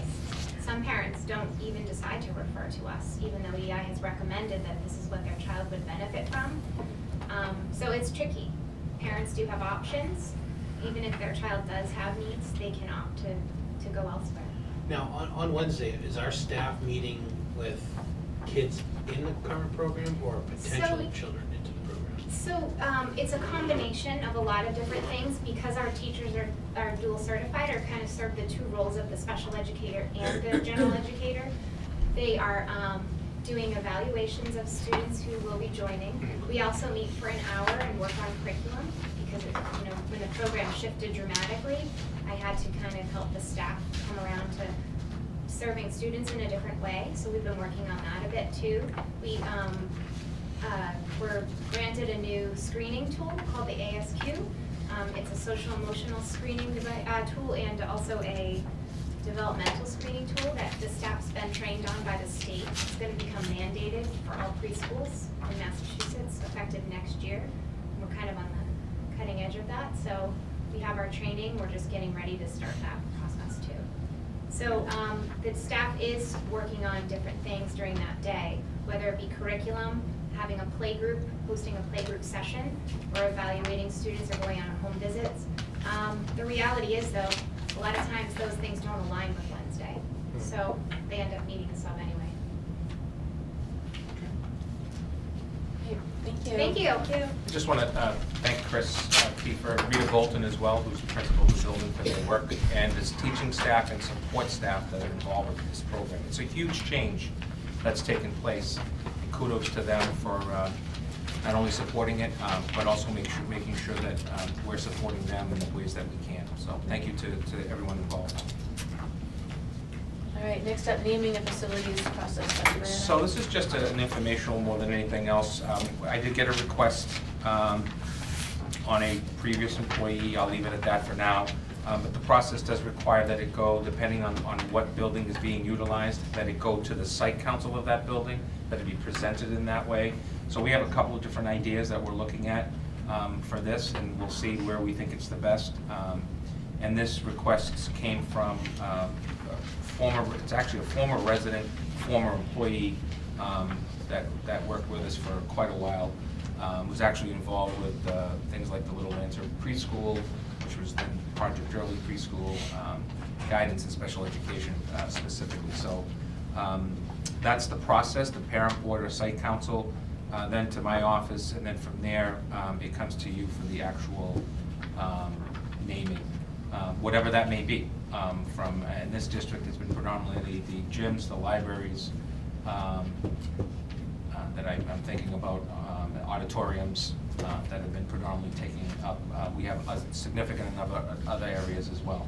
But then it comes down to you folks thinking if this is something that we should do. In this particular case, I guess the only concern is that someone's been gone for so long that you folks as members, and maybe even members of staff, wouldn't know who the person is. But there are a number of staff that I think speak to what this person did for New England Public Schools when they were here. So I'll let that take its route before it comes to you folks.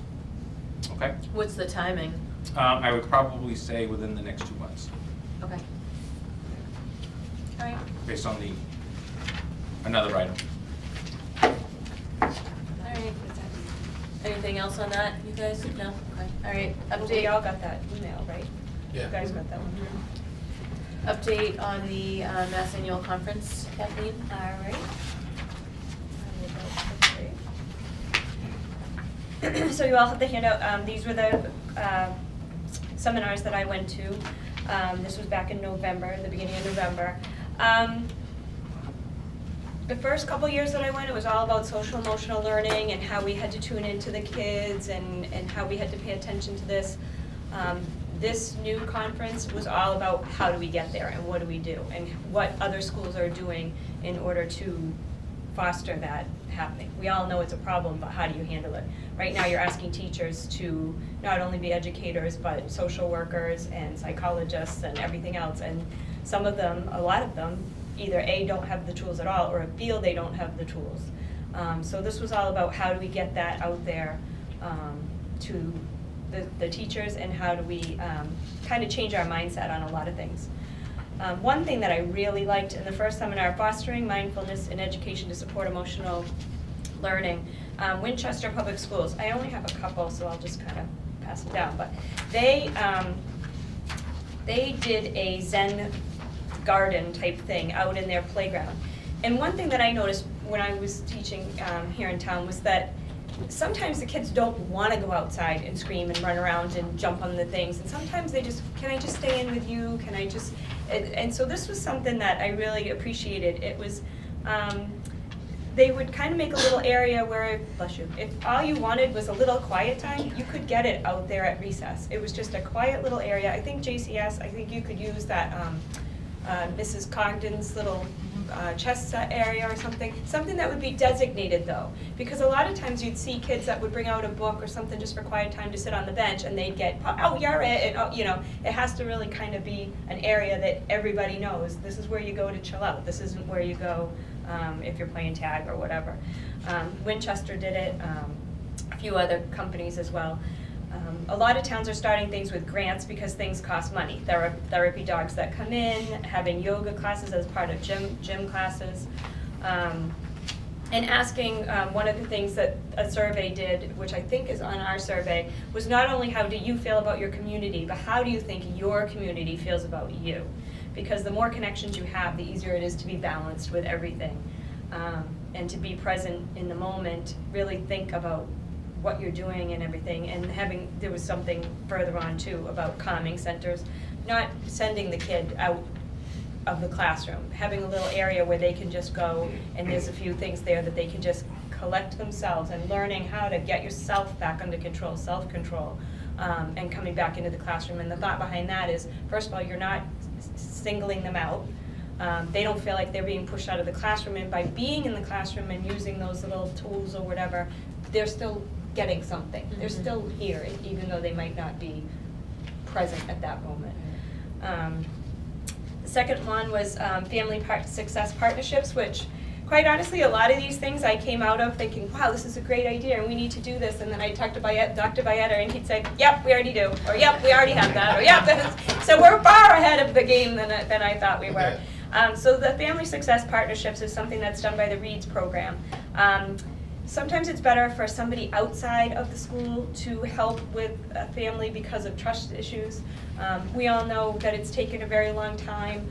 I'll pass this way. It's taken a very long time for some people in not only the administration, but also the community to realize that if you come with a problem, it's not going to be reflected negatively on your child. But I think the town itself still has a little bit of that we need to overcome. What this does, and I can talk from a personal experience of one of my friends, her daughter went into crisis and emotional problems, and she actually had to turn her kid over as a ward to the state because she could not find help. She could not find the services that she needed for her child, and the only way to get it was to turn her over to the state. So to find what you need for mental health is such a web of, and if you apply for this one, then it denies you from these three, and so on and so forth. What READS has done is they have put together advocates that know who to call, that know how to navigate it, who know, and they become that family's advocate. And whether it means having meetings at school, having meetings in the court, wherever it means, they're there for them.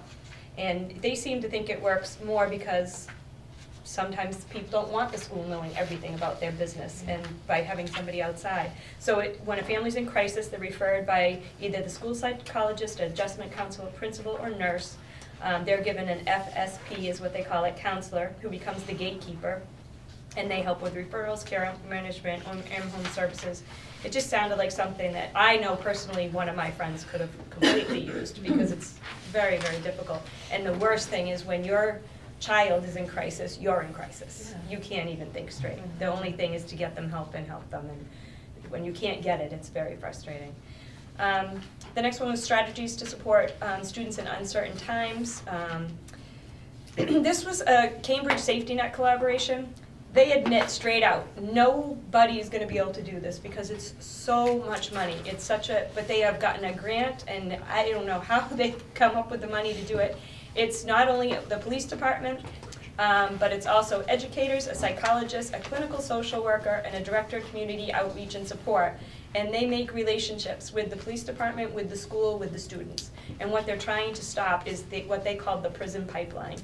They've seen some, quite a few numbers go down by, let's reach out before, if Johnny acts out in class for something that, you know, is more than just a normal act out, let's see what's going on with him and intervene then. Let's not wait until he gets 2 or 3 or 4 years older and the problem is now something we can't come back from. So it's more of an early intervention, and because the police officers are in the school so much, they really have a relationship with the kids.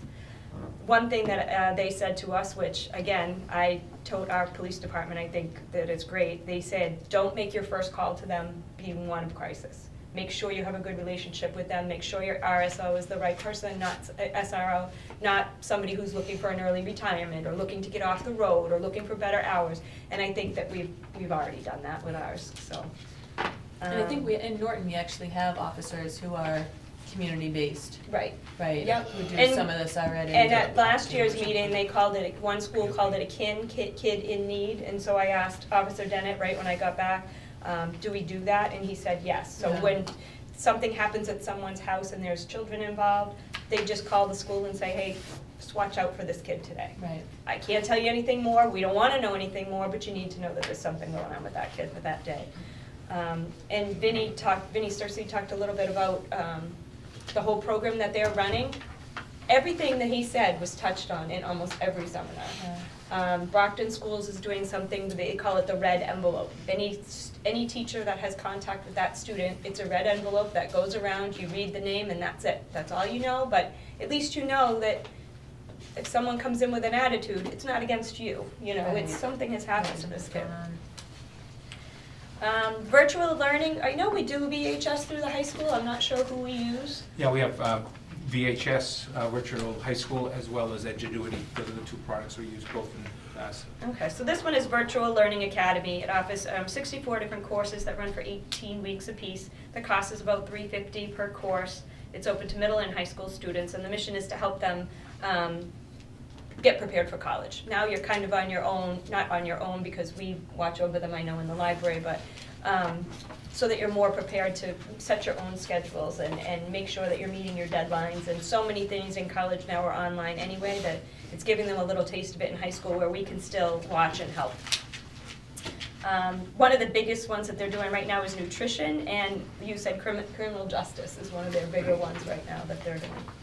Our general session was incredible. The speaker was a psychologist who, he had us all fill out a little square, and on the bottom was how tired are you, what is your energy level, and on the other, what is your stress level. And by doing that, if you were on the left side of it, you might be in a little bit of trouble. If he wanted you on the right side of it, where, you know, and how to get people over to that side, and how to even give something a name. Some kids can't even tell you what, they just know something's wrong, but they're spiraling and they can't put a pinpoint on it, they can't tell you, they can't discuss it. So he came up with the RULER program, which is R to recognize, U to understand, L to help the child label the emotion. What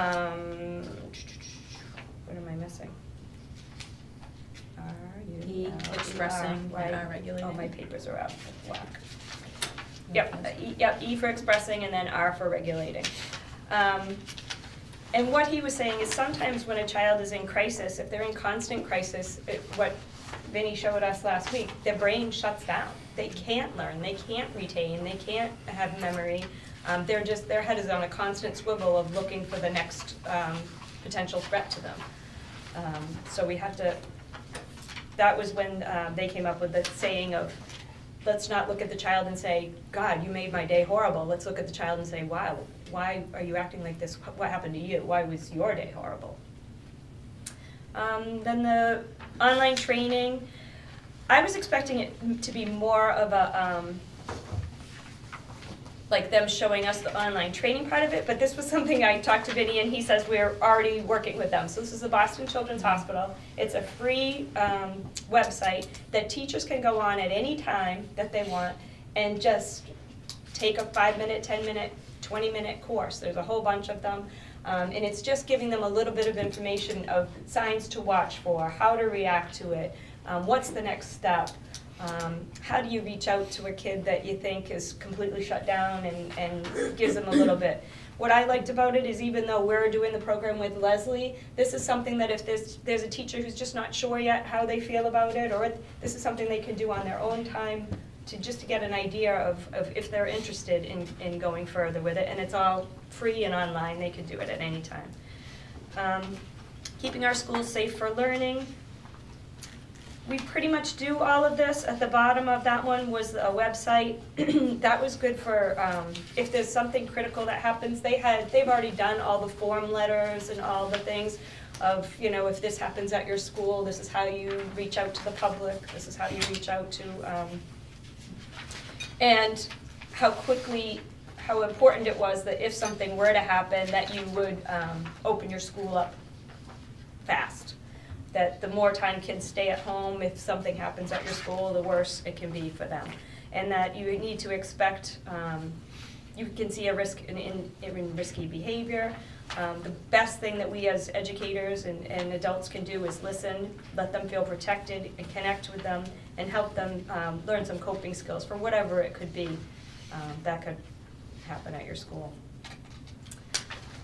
Measuring improvement student engagement in the school climate.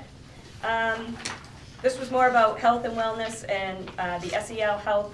They were surveys that would help Framingham build relationships. What I thought was funny is that their first survey came back really bad. And he sat up there saying, and here I am talking to you. I don't have the answers, I don't know, but this is what's happening in our school and we need to figure out a way to get around this and to help with this. And actually the lady from the Boston Children's Hospital was there as well, and she said, well, this is how you start. This is how you start with your educators. We can't change or help the children until we know how to do it ourselves. Let's see, why we need trauma-sensitive schools. I think we've all learned that from Vinny last year. This was, last meeting. This was all stuff that he... Last year. It was last year, yeah. This was all stuff he talked about, attention deficit, that we need to use positive reinforcement and teach self-regulation strategies, coping strategies, calming corners. So that's all what he had in his. The general session at 10:30 was horrible, so I didn't even write anything about it. It was basically just a bash on every single government thing that we have going on now, and honestly, I walked out. So then promoting resilience and healthy outcomes for the LGBTQ. The one thing I'll share with this, which I never thought of before, is unless we give these kids support, if they're getting support at home, that's great, but they need support at school too, which I think we also do a really good job of. The one story that a father told was when his child was going through it and they couldn't help him, and you know how frustrating that was for the child, and then he found out that the child was thinking about committing suicide. So he went to the child and sat down with him and talked with him, and they had this big long talk. And he said, we can make it better, we can help you, we can get through this. And the kid took a piece of paper and crumpled it up and said, this is how I feel. And he said, okay, and he smoothed, and the father smoothed it out, and this kid said, but it's not the same, you see that, right? I can't be fixed. And the father said, it's not you that has to be fixed, it's society that has to be fixed. You are fine. And I think that that was a mindset that I hadn't really even thought of before, that a child could feel that way, like they're broken. They need to be fixed. And I think our middle school, at least, I know the program they're running here is phenomenal, and I think it's continuing into the high school. I know that there were some issues a few years ago with things that were going on, but I haven't heard anything since, so I think that we've turned the corner on that. Yeah, we're one of, if you're looking at the LGBT community. Yep. So we're one of a very few number of middle school formal programs in the state.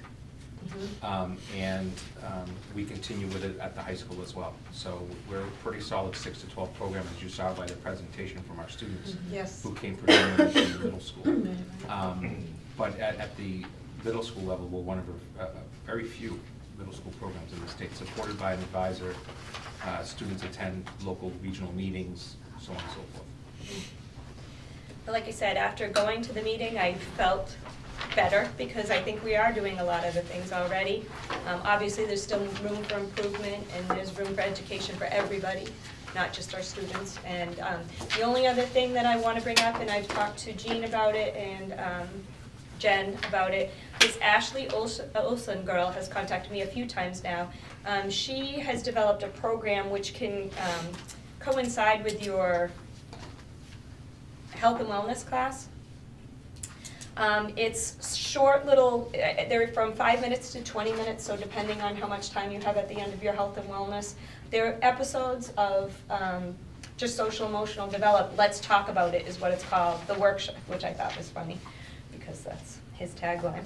But the workshop series for students, relevant, interactive, and trusted wellness curriculum. So you can just choose to just show videos, or you can choose, she also has a group of questions that go along with each video. You decide as a school district which one.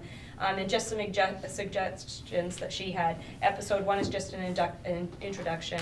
Episode 2 was body image and cultural messages. Episode 3 was sample workshop up for the above one. Episode 4, eating disorders. And how to help a friend that you think might have one. Episode 5, mental health disorders. Episode 6, mental health continued. 7 was consent, communication, and relationships. 8 was the LGBTQ. 9 was abusive versus healthy relationships. And episode 10 is empowerment and conclusion of the program.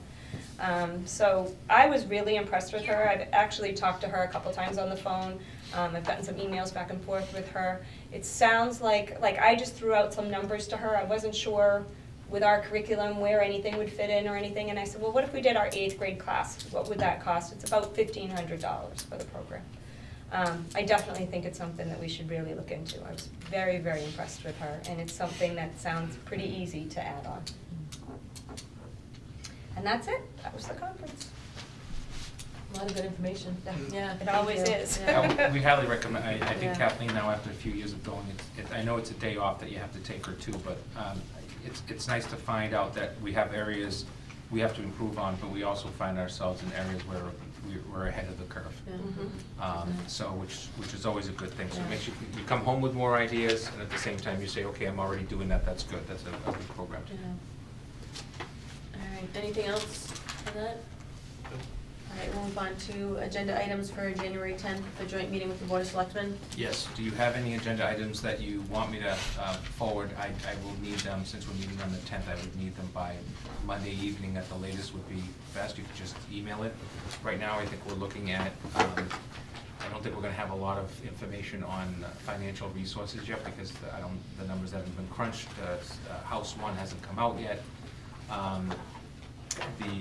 We're really not hearing any, people just got sworn in yesterday and today, so it's a lot of that. I think locally, Mike and I have, Mike Hudens, the town manager, and I have met, had lunch a couple of times to discuss some of the areas of utilities where we can go out to bid together, because we have openings to do it together. In some areas we can't because there's already a bid done on one side or the other.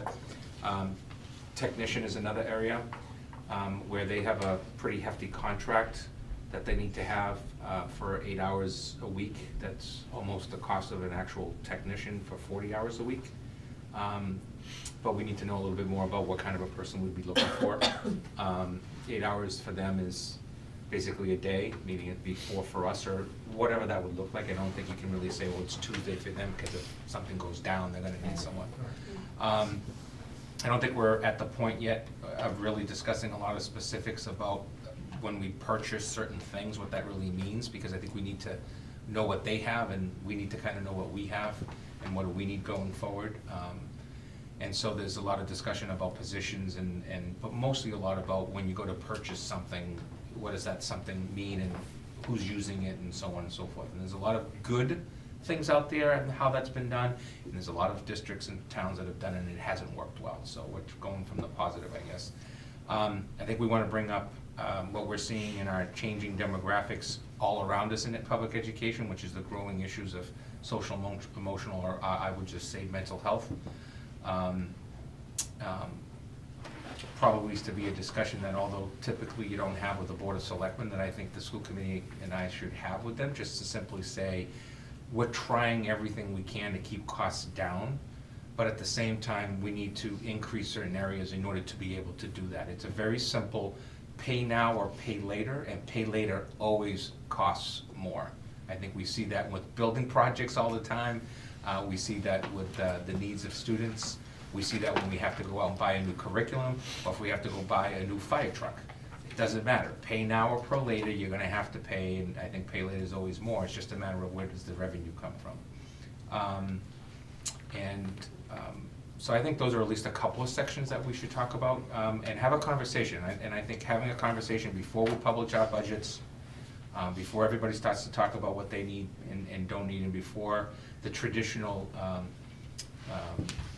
budget process starts. Both sides, town hall and my department our department has provided FinCom with more information this year than ever before. All the financials that you get are given to them. As they come to you, they go to them. We will formally ask, as part of our budget request cover letter, that we prepare and ask to go to FinCom in 2 nights. I don't care which nights they want to do it, but we would like to present the budget as we've discussed here. We're working on that. The other one that's a really big discussion, I don't know if you want to have it with them, and Matt's going to be there too if he wants to remind me, and that's the issue of transportation. So we've had this discussion about internal. As we look at it, there's some positives to it, there's some negatives. Startup costs is a big negative. That's the issue is, but long term, there could be some significant positives to keeping that budget at less than your typical 6, 7, 8% growth that we see. Do we have The numbers issue- of what that looks like at this point to discuss with them, or not really? We have what I would call ballpark numbers. It all depends on how you look at employees. We know we can go out and potentially lease to buy, and that has a cost benefit, because you don't have to worry about fixing the bus. You just take it in, you have one that's back and forth. I've seen costs from 2017 as less as $9,500 per bus per year, which is not huge, and I've seen costs as much as $17,000 to $18,000. So it really depends on how many, where. We've talked about a collaborative effort. Who else in the region is up for bid and potentially would want to do that? Scenarios that set us up for bid that make changes are only going to lead to one thing: increases, right? Just because it's a business model. If you're used to getting X number of dollars every year and that bid changes, I think you're just going to see that the business model is going to increase the cost, not decrease the cost, especially as inflation and stuff continues to go up. The communities that have done it are very happy with it. They're incredibly happy with it. I talked to Weston Public Schools, specifically to their director. They've been doing it since the 70s. And I know it's a community that's affluent, but the fact of the matter is they bus everybody. Joe, where's the economy of scales with respect to joining with other communities? Where do we Well, get- purchasing power potentially, On the buses on the buses themselves. themselves. Yeah, that's one. 2, the hubs. You potentially being able to take another company who can move into the area and be part of the bid at least, not to say that we're getting rid of our current provider, just to say in that process, if they see that they have one community, but there's 3 others with someone else, and we're all going in one bid, would they bite? I think we have to be creative, because we all know what happens year after year after year after year. I mean, for you folks, it's been 20 years of multiple bids and only one comes in. I mean, at this point, you know, I just, you know, I've said to Matt that, you know, I currently can just talk to other companies just to say, hey, this is who we are. This is where we are. And this is what we can offer.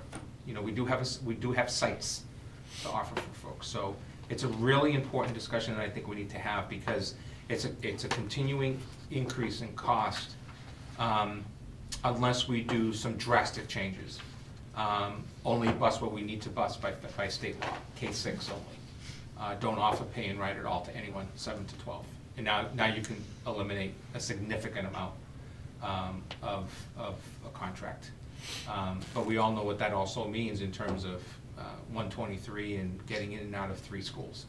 It's pretty hectic, or 4 schools. So I think for, just my opinion, for the joint meeting, I think that 2 things. Going back to the social emotional things that we're dealing with, I think that we need to have either Vinny or somebody mention some of Vinny's presentation. I think that, you know, we all talk about this, you guys way more than us, but we know the importance of it. I think that when you don't talk about these things when everyone's sitting at a table, people just don't realize. So I think it's really important to either have Vinny come, or, you know, maybe you present a little, because what Vinny presented to me was eye-opening. There was a lot of information that I hadn't even realized, and I sit here with you guys. And he knows so much of it. After the presentation, I went to go show him the Boston Children's thing, which of course he already had. And he said, oh, I did a horrible job. I said, are you kidding me? Yeah. You did a great job. I mean, he condensed what I saw in 3 days of conferences into a half-hour We presentation. condensed what we did for 3 hours as a leadership team when we Yeah, first I joined mean, it.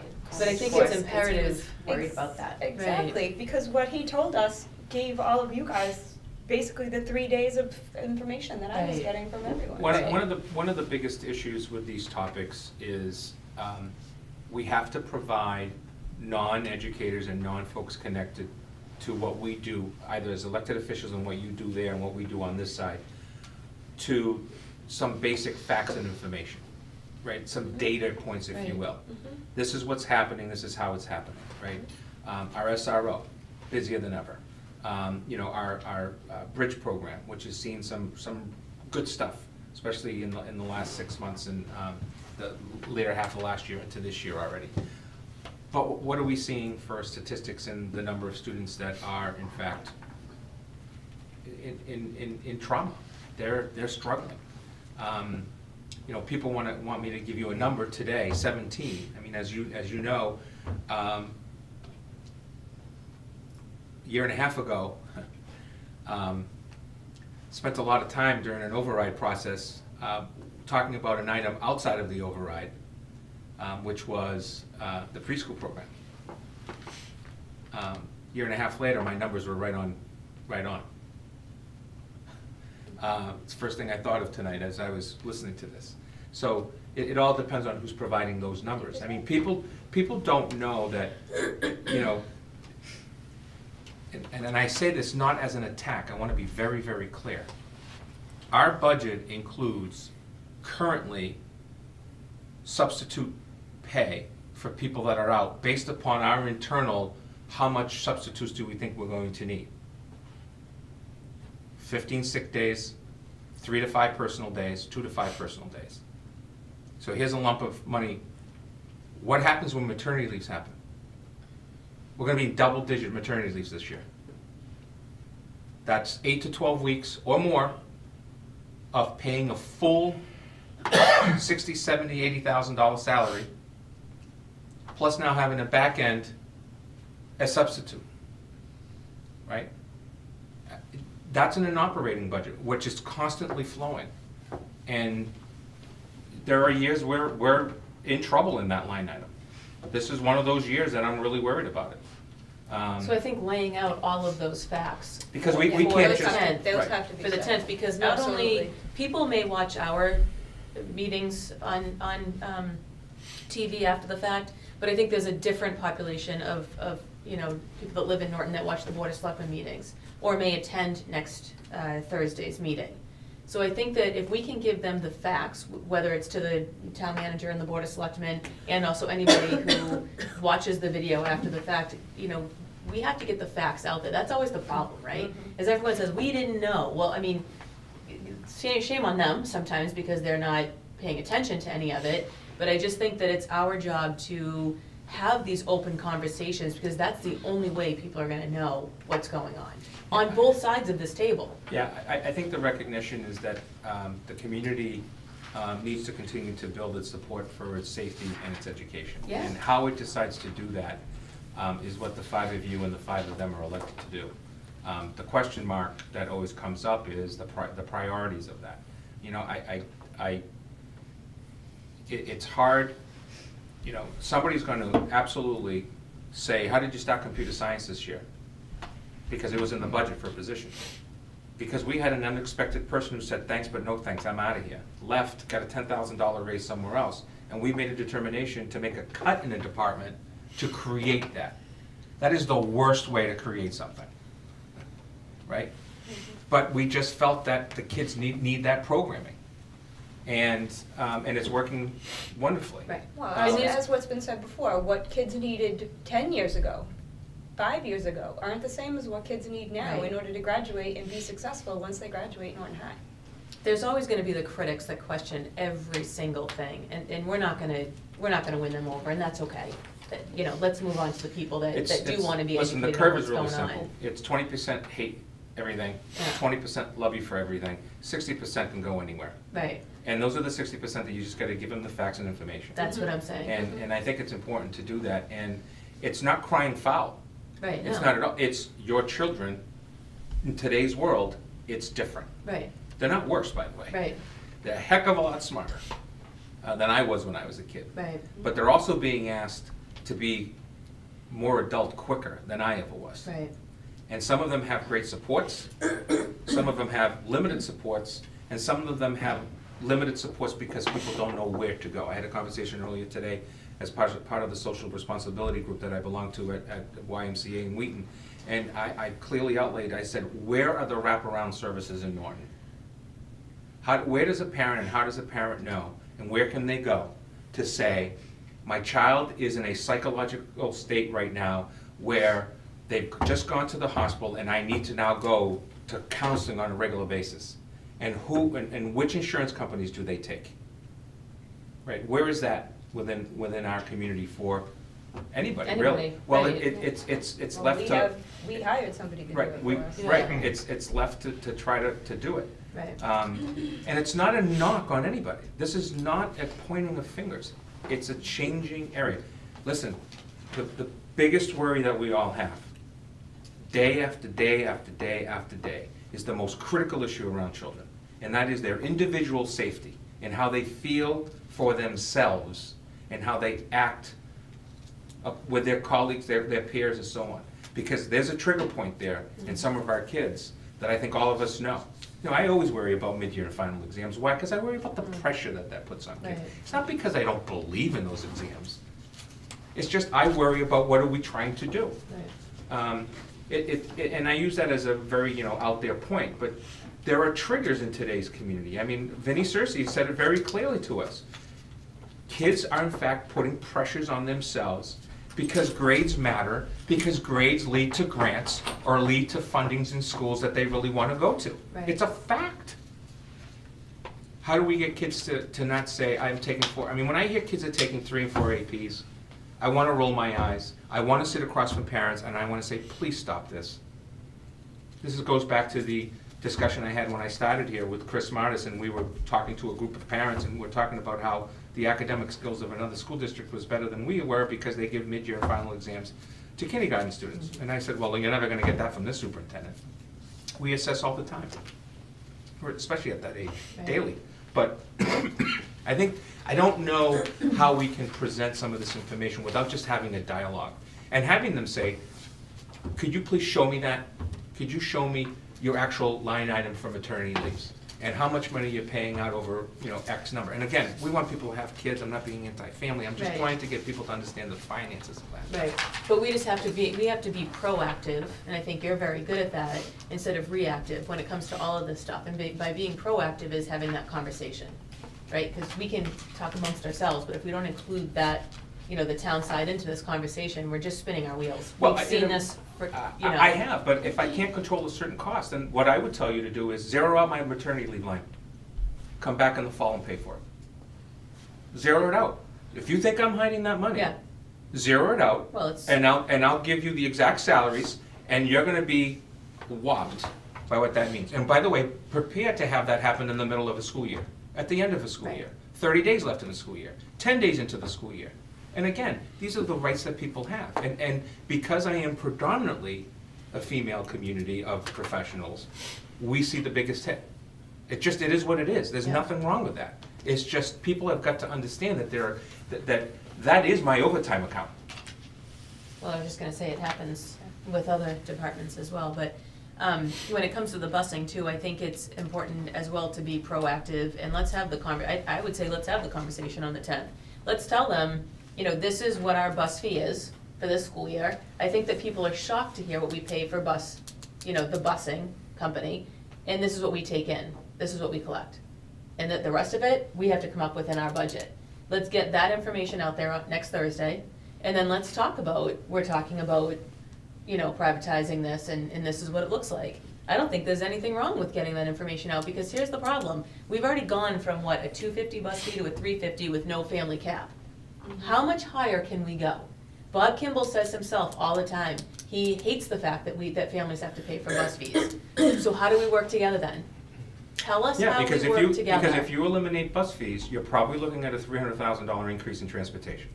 So, because you're gonna have to, actually more than that, you're gonna have to make up for the fees you collect, about $180, $190, and you're gonna have to pick up more buses, Right. because more people are gonna take it, which is a safety positive for the town.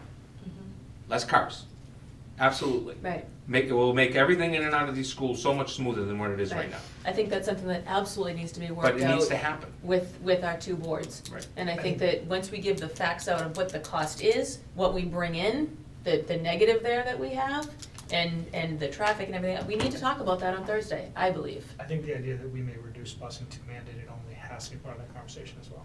Yeah, that's what I'm saying. I mean, Absolutely. what are our other choices? I mean, we literally talked last year about getting rid of buses except for the mandate. I Yeah. think that And then we that's threw part of the Yale and the middle school together just out of We figured this necessity. for this year, but we don't know what this coming year is gonna bring, we have no idea. So instead of us panicking and being reactive, let's be proactive and bring in the Board of Selectmen and talk to them about it. Show them our numbers, here they are, help us.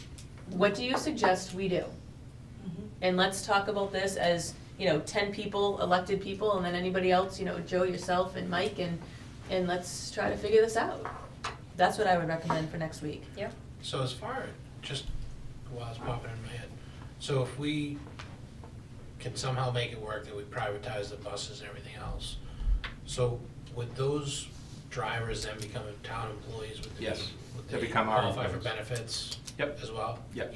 Just So you have to full-time. consider that as part of your cost on the town side, if you in fact come inside. But they're not full-time employees, those. So here's the ratio. The ratio is that when you come inside, if you look at the state of Pennsylvania, for example, and sections of part of Massachusetts, when you come inside, your startup cost, and then what happens is long-term, your costs are less. Your cost on the other side of the town is your health benefit and then your retirement. So what does that look like over 20 years, let's say? So that's one. What happens on the privatization side is when towns go from having their own internal to going to private, is the opposite. What you see is 2 or 3 years of stable costs, and then all of a sudden, the competition model takes you in another direction. Yeah, and I would guess that it's a pendulum swing, right? So- Absolutely. So you start here, you start private, and after a while, you say, gee, it might make more sense for us to go public. I'm sure the irony is not lost on anybody here, that we just privatized our food services, and we're talking about bringing our transportation in-house. It's ironic that we're going in two different directions, but they're probably both on different ends of the pendulum. We did a One very different- difficult analysis last year where we took a food services program and showed savings, less cost, Right. cost benefit at minimum. But we did the private, we did our internal special education busing, going to private, and it was a six-figure balloon. There was no positive there for us. Doesn't always work. But we looked at it anyways. Right. It was just, we looked at the business model. And, you know, people are gonna say, well, it's $60,000 savings. Okay, that's great. But here's the problem. When you add $60,000 savings, you forgot to add the town cost. And although I am not the person in charge of that, you know, Still to be I think, cognizant. I have to Yeah, at to be least cognizant of it, inform the right. other side that this is what's happening if it's Right. gonna be something that costs a lot of money. Right. Okay. I'll put that together and send it as an email to see if you had some other stuff to add to it. Okay. All right, and then any other business? I do, just regular, I'm recommending, not today, you don't have to vote on it, you can vote on it on the 10th if you want, or you can vote on it today because it's last minute if you want. But we had a bunch of dates going on in January because of the town meeting that was added in our multiple meetings. So what I'm proposing is that we keep the 10th meeting as the joint meeting. We have a town meeting on the 14th, of which we may or may not need to meet at like 6 or 6:30. And then we'd move the meeting from the 17th to the 24th, which would put us on that week on, week off. And then we would have no meeting on February 14th for 3 reasons. Number one, it's budget season for us. Number two, it's the superintendent's birthday. And number three, childcare. Those are 3 pretty good reasons, I think. No, it gives us in the business office with the finalization of giving you guys a draft budget for, now this is the Saturday workshop, March 2nd. Which hopefully works for everybody. But that would give us the meeting on the 28th, any last minute items that you have, we could make changes and have them ready for that. And then that would allow for us to come back to a public hearing on March 7th. We can't go much later than that just because the budget is due to the town manager May 18th. And Matt's gonna need, typically we give the business office a couple of weeks. And then the remaining elections, remaining of the same, we may not need the May 30th, if we have the 23rd, I don't see why we would need that, but we may not need the 23rd and need the 30th too, just because of, by then we're done with the budget season. And elections, I believe, are the 23rd of April. So who's up this year? Oh, the 2 of you, okay. So that's my proposal. If you wanna, you can sit on it until the next meeting, or it's not a major change to what you've done, it's just a tweak. Yeah, I have no issues with it. me neither. It's fine with me. You guys ready to vote on it then? Dan? Dan? Yeah, fine. Okay. All right, a motion to change the school committee meetings as suggested. So moved. Second? Second. All those in favor? Aye. Thank you. Okay. And then the last one is another positive note. Thank you to a number of our staff, but Sarah Horn really needs to be recognized for this. This is a letter from the town of Andover. It says to the North Public Schools Reach Committee, on September 13, 2018, at approximately 4:15 p.m., the Merrimack Valley gas explosion occurred. Because of this incident, the town of Andover transformed immediately into a community crisis. The Andover community, local region, and state of Massachusetts immediately responded to the community needs. The town of Andover designated the Andover Senior Center and Andover Youth Center to immediately become a location to shelter and support the community. What occurred next was an incredible infusion of support that was beyond compare. Through the efforts of community agencies, volunteer citizens, and businesses near and far, we are able to serve those in need. We want to thank all of you for your support during these critical days and weeks. You made a difference in the lives of those affected. Thank you for supporting Andover Community Services and endeavors of serving the impacted community. With our deepest heartfelt gratitude, the Director of Community Services, Director of Elder Services, and Director of Youth Services. And this was based on a fundraiser that was completed and provided to Andover Lawrence. Yeah. So we got some nice notes back. Yeah. Nice. That is nice. Anything else under other? No, not at this time, thank you. Okay.